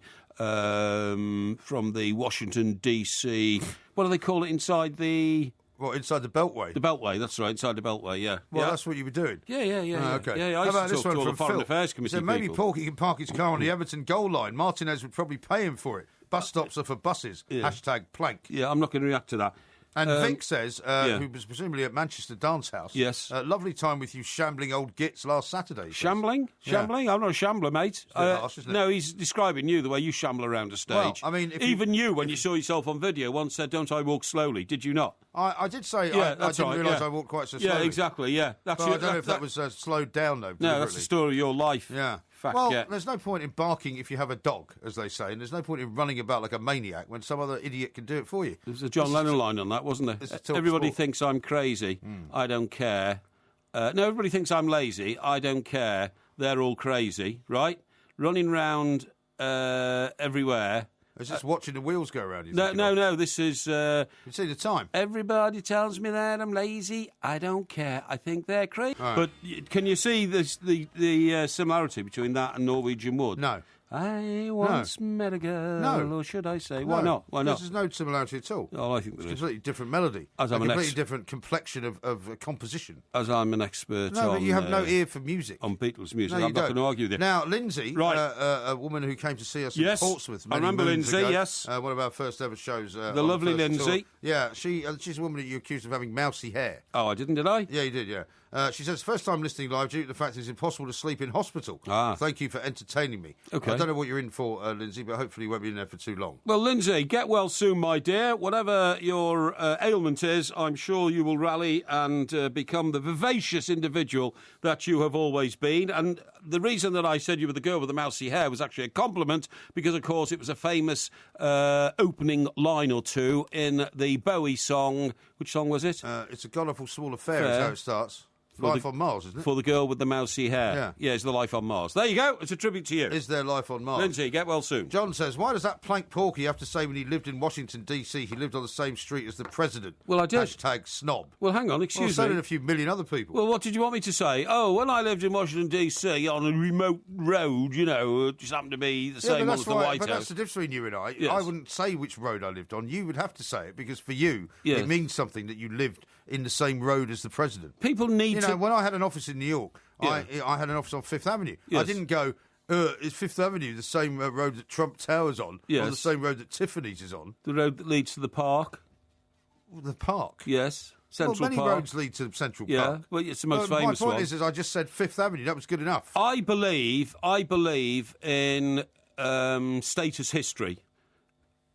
You believe in status? No, I believe in status history. If people know that I lived on the same street as the President of the United States of America, actually, that's the only reason I had business cards printed, because the address showed I lived on... Well, you didn't have anyone to give them out to anyway, did you? What did they say, your business cards? It said Michael A. Parry, U.S. editor, Daily... Sorry, what are you laughing at? Daily Express. And what did you used to edit, exactly? Sorry? Well, what did you edit? All the overseas editions. All the other papers. No. You know. No, it's just a title. It didn't mean anything. For goodness sake, I was the link, really, between sort of British establishment and the White House in Britain, being the bureau chief in Washington of the Daily Express, which, of course, used to be run by Lord Beaverbrook. So would you say that you were treated with greater respect than, say, for example, the Washington bureau chief of the Times? I was treated with the same respect as him. Yes, absolutely. You sure? Oh, absolutely, because I very much doubt it. I had a way with me that made me popular. Do you know who the bureau chief of the Times was when you were there? No idea. No idea. So you didn't mix with the Times then? I couldn't care less about the Times. Really? Mate. I only cared about the paper that I was responsible for. Here's one from Jim. He says, good to hear Porky advising on the dangers of Trojan horse conmen and entry of buildings. Yeah, that's absolutely. Does gas leak mean anything to you, Mike? Gas leak? Yeah. I don't know what that means. Well, yeah, I know what that is. That's the famous thing we were taught when we were young journalists, wasn't it? To get into somebody's house, what you do is... I was never taught that. Oh, I was. The first thing you do is, if somebody won't answer the door to get into their house, you kick the door down, literally, and say you smell gas. You literally, start kicking, are you all right in there? You all right in there? That's disgraceful. I would never do that. No, that's what I was taught to do from a very early age. Kick the door down. Well, that's now illegal. And so I smelled gas. On one occasion, when I worked on the Evening Chronicle in Newcastle, there was a photographer who was brilliant at it, and we had to get a picture of the said person in the house who was a bent teacher, right? Yeah. And so we employed this tactic, right? And in employing the tactic, we actually got the door open. I then started talking to the household. Do you not have any kind of regard for the people inside the house? No, no. I was given focused. That they might be your readers, apart from anything else. No, I was focused on the mission in hand. And whilst I was talking to the woman, saying, "Sorry, I had to smash your door down, but it smelled gas," he literally went into the parlour, because they had a parlour in this house in Newcastle. It was very old-fashioned. And he took the picture of the bloke off the top of the piano, put it in his pocket, and ran off. And that's how we got the picture on the front page of the Evening Chronicle. Terrible. Yeah, absolutely no, terrible. that was just a tactic we used in those days. Ernie says this, how much shouting would Porky do if someone had parked in his penthouse apartment parking spot? Man of the people, my ass. Yeah. And then he says... that's private land. I was on a public road, paid for by my taxes. Oh, right. And then I get penalised for being on it. Do you pay your road tax in Southwark, do you? Or you pay your council tax? You pay your road Southwark? tax nationally, don't you? I actually pay my council tax in Southwark. Yeah. So I'm very pleased that they're keeping the streets clear of people who think they can park anywhere they like. Oh, really? Are you? Yeah, I'm very happy about that. Okay. Jason Let me says know next time you're in Stockbroker Belt, Surrey, will you? And I'll have you banned. And why would I head to some boring suburban hellhole like that? Oh, boring suburban hellhole. Sorry, Typical there's more Porky. Rolls Royces in Surrey, mate, than any other location in the world, I couldn't care including less. Peking and Florida and California. Well, that must make you feel very inferior. Including then. Moscow. Well, that must make you feel very inferior driving around in a poorly sort of 43 grand Merc. Everybody else has got a Rolls Royce. Not at all. People might think it's just my second car. Is that what you tell them? No, I bet that is what you tell them, isn't it? No, I don't. Yeah, No, it I is. don't. No, I I bet don't. that's what you tell them. No, I don't. Oh, yeah, I I only take this one out for croissants. No. Here's one from Jason. Typical Porky thinks he's famous and can park anywhere. Only Jose Mourinho can park the bus. Yeah, well... and Francis says, how about this? Cheer up, Porky. It's the Merseyside derby next week. Another chance to talk about a great Liverpool victory. Worries me about that one. #sore loser. I'm not sore loser, honestly. I don't believe we'll lose that anyway. Right. Now, we've got to talk to Tommy Smith at some point soon, I suppose, haven't we? But we'll get to him. As he's not here, we won't talk to him. Now, I'll tell you what I will talk to you about, right? This is a very interesting one. Do you know how much the National Health Service, of which I've been a subscriber for over 40 years... No, you have been a net purchaser. I've been a subscriber. And user of the... I mean, imagine how much money you've cost the NHS over the years. Have you ever thought about... I'm going to tell you some real tragic figures about the NHS in a minute, right? We just have to sort of get something out of the way. Then I'm going to tell you. I'm going to frighten you. David says this, Porky will have to stop criticising Mike Graham for £75 bottles of champagne after paying £160.70 for a croissant, which I think is fair enough. How much? £160.70. Well, yeah, I'm afraid, yeah, that's right. The croissant was only 70p, obviously, but my God, did I get ripped off for that? It's an absolute damn disgrace. A very, very really expensive is. one. Now, here's one from Brian in Islington who says, Dear Mr Graham, I've seen the parking warden who patrols Southwark at night. Funnily enough, he wears a woolly hat with a Liverpool badge on it. Oh, yeah. I think he's just being funny. Yeah, it wouldn't surprise me. And here's one from Charlton Kev, who says, Michael A. Parry, business card. What does the A stand for? And then he suggests a couple of things that begin with A, Alan. which I can't read out. Michael Alan Parry. Alan Parry. Wasn't there an Alan Parry that was a commentator? Oh, yeah, he was a good broadcaster, and everybody thought I was him sometimes, or he was me. And what happened to him? I think Did you ever impersonate him to get in anywhere? I think you'll find he is now a regular TV broadcaster Is he still? on something like, well, I don't know, Sky or BT or something like that. He could well be. He was very able. I mean, He was very good, yeah. I remember his name well. We used to employ him here at Talk Sport. He was very good at what he did. Oh, okay. And I'm sure he's still around making a very decent living from his very able abilities. Yeah. Okay. Patrick says this, regarding Champions League places, Liverpool winning Europa League does not impact Premier League places. If Manchester City win Champions League and finish 5th, then 4th does not get a Champions League spot, regardless of Liverpool. Well, I think that's more or less sorted out, though. I think we kind of know what's going on there. Yes. A. Cripps says, parking signs are very confusing. The mere presence of a bus stop and parallel red lines is very sneaky. Yeah, it is. It is. I agree. It is. Absolutely. I think he's being ironic there. Oh, is he? And here's one from somebody called Joey, who says, Dear God, Parry used to work in Washington, D.C., did he? Yeah. Crikey, the Americans must have been hard up. No, they weren't hard up at all. It was just that it was another elevated promotion in my glittering newspaper career, yes. you know? As right to the top of the greasy pole. As it's often described. Yeah. Now, how about this one from Touchpoint? I'm disappointed with Mike Parry. Couldn't he have argued his heart classes him as disabled, so he shouldn't get a fine? Well, do you know what? When I first came out of hospital all those years ago, I was offered one of those blue badge disabled tickets. Why did you take one? Because I said I'm not disabled. I mean, I am disabled, but I decided that I was not going to be recognised within society and put into the disabled bracket. What's wrong with that? Well, because I feel that I am able to lead an able-bodied life, even though I am disabled. I fought against adversary. What I didn't expect to do was to come up against mealy-mouthed, loathsome people who sit in offices with the worst job in the world, spotting motorists who they can fine £160 for because they've got nothing better to do. Isn't it all done automatically? No, it's not done automatically. I think A human being in the end has to pick and choose. Now, listen, I've got a question for you here. I think if you pull in one of those places where you're not supposed to be, the camera automatically takes a picture. And then the picture is automatically put through the system, and then it goes to DVLA, who then give them the address, and off you go. Do you know what the strangest thing is? What? The offence is alleged to have occurred on the 26th of February. Really? Yeah. Now the 26th of February? Yeah. Well, now, so maybe it wasn't the other night then. What? Well, maybe it wasn't the other night. Well, I make the same trip sort of, every week. Well, maybe really. you've got another 5 coming then. Well, I could have, I don't know. But the problem is that, so I looked at the day and I thought, hang on, what's going on here? But it was dated as being sent to me on the 11th of April, which is very weird, which is Monday this week, isn't it? It is. Yeah, so anyway, I don't know. Well, I'll sort it out. Yeah. But I'm going to get a picture of it and put it out on Twitter just to embarrass... Picture of who? A picture of my notice, my demand. Okay. Just to embarrass the authorities. I don't think they'll be embarrassed. Shouldn't be able to pick on people like me. You could always appeal it. I mean, what are you trying to do in that? Well, I can't because there's a picture of me inside the bus area. When I lived in Edinburgh, not only did I appeal every single ticket that I ever got successfully, but I also used to appeal on behalf of the radio station because we had radio cars in those days. Right. Because for some bizarre reason, it was thought to be a good idea to get the reporters all kitted up in, Talk 107 cars. Yeah. So they were always getting tickets all over town. Ridiculous. Because, imagine the expense of doing that, right? The expense of doing that. And all the reporters all had minis with Talk 107 all over them, and the sales staff all had BMW 1 Series. Right. So they were all Talk 107 cars. Quite a good way of advertising, actually. You didn't have a very good job, did you? You had to chase up parking tickets. I mean, I thought you were supposed to be the programme director. Yeah, no, I was the programme director. Well, you were chasing up the parking tickets. Yeah, because it made for very good radio, because I was seen as the man that could get anybody off a parking ticket. At any point, no matter what the parking ticket offence was, I got them off, and I always got them off.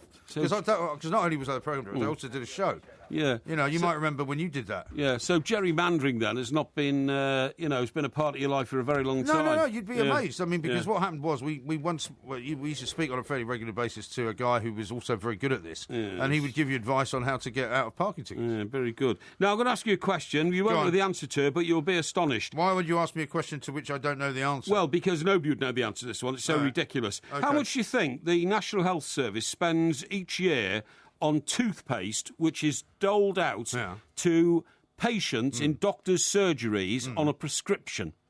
They give people prescription toothpaste. I couldn't believe this myself. Well, given that the budget for the NHS is some ridiculous amount of money, like what? 9 billion or 10 something. 10 billion, I think it is. Yeah. I would imagine you're talking at least £1 million, maybe more. You won't believe this, Mike.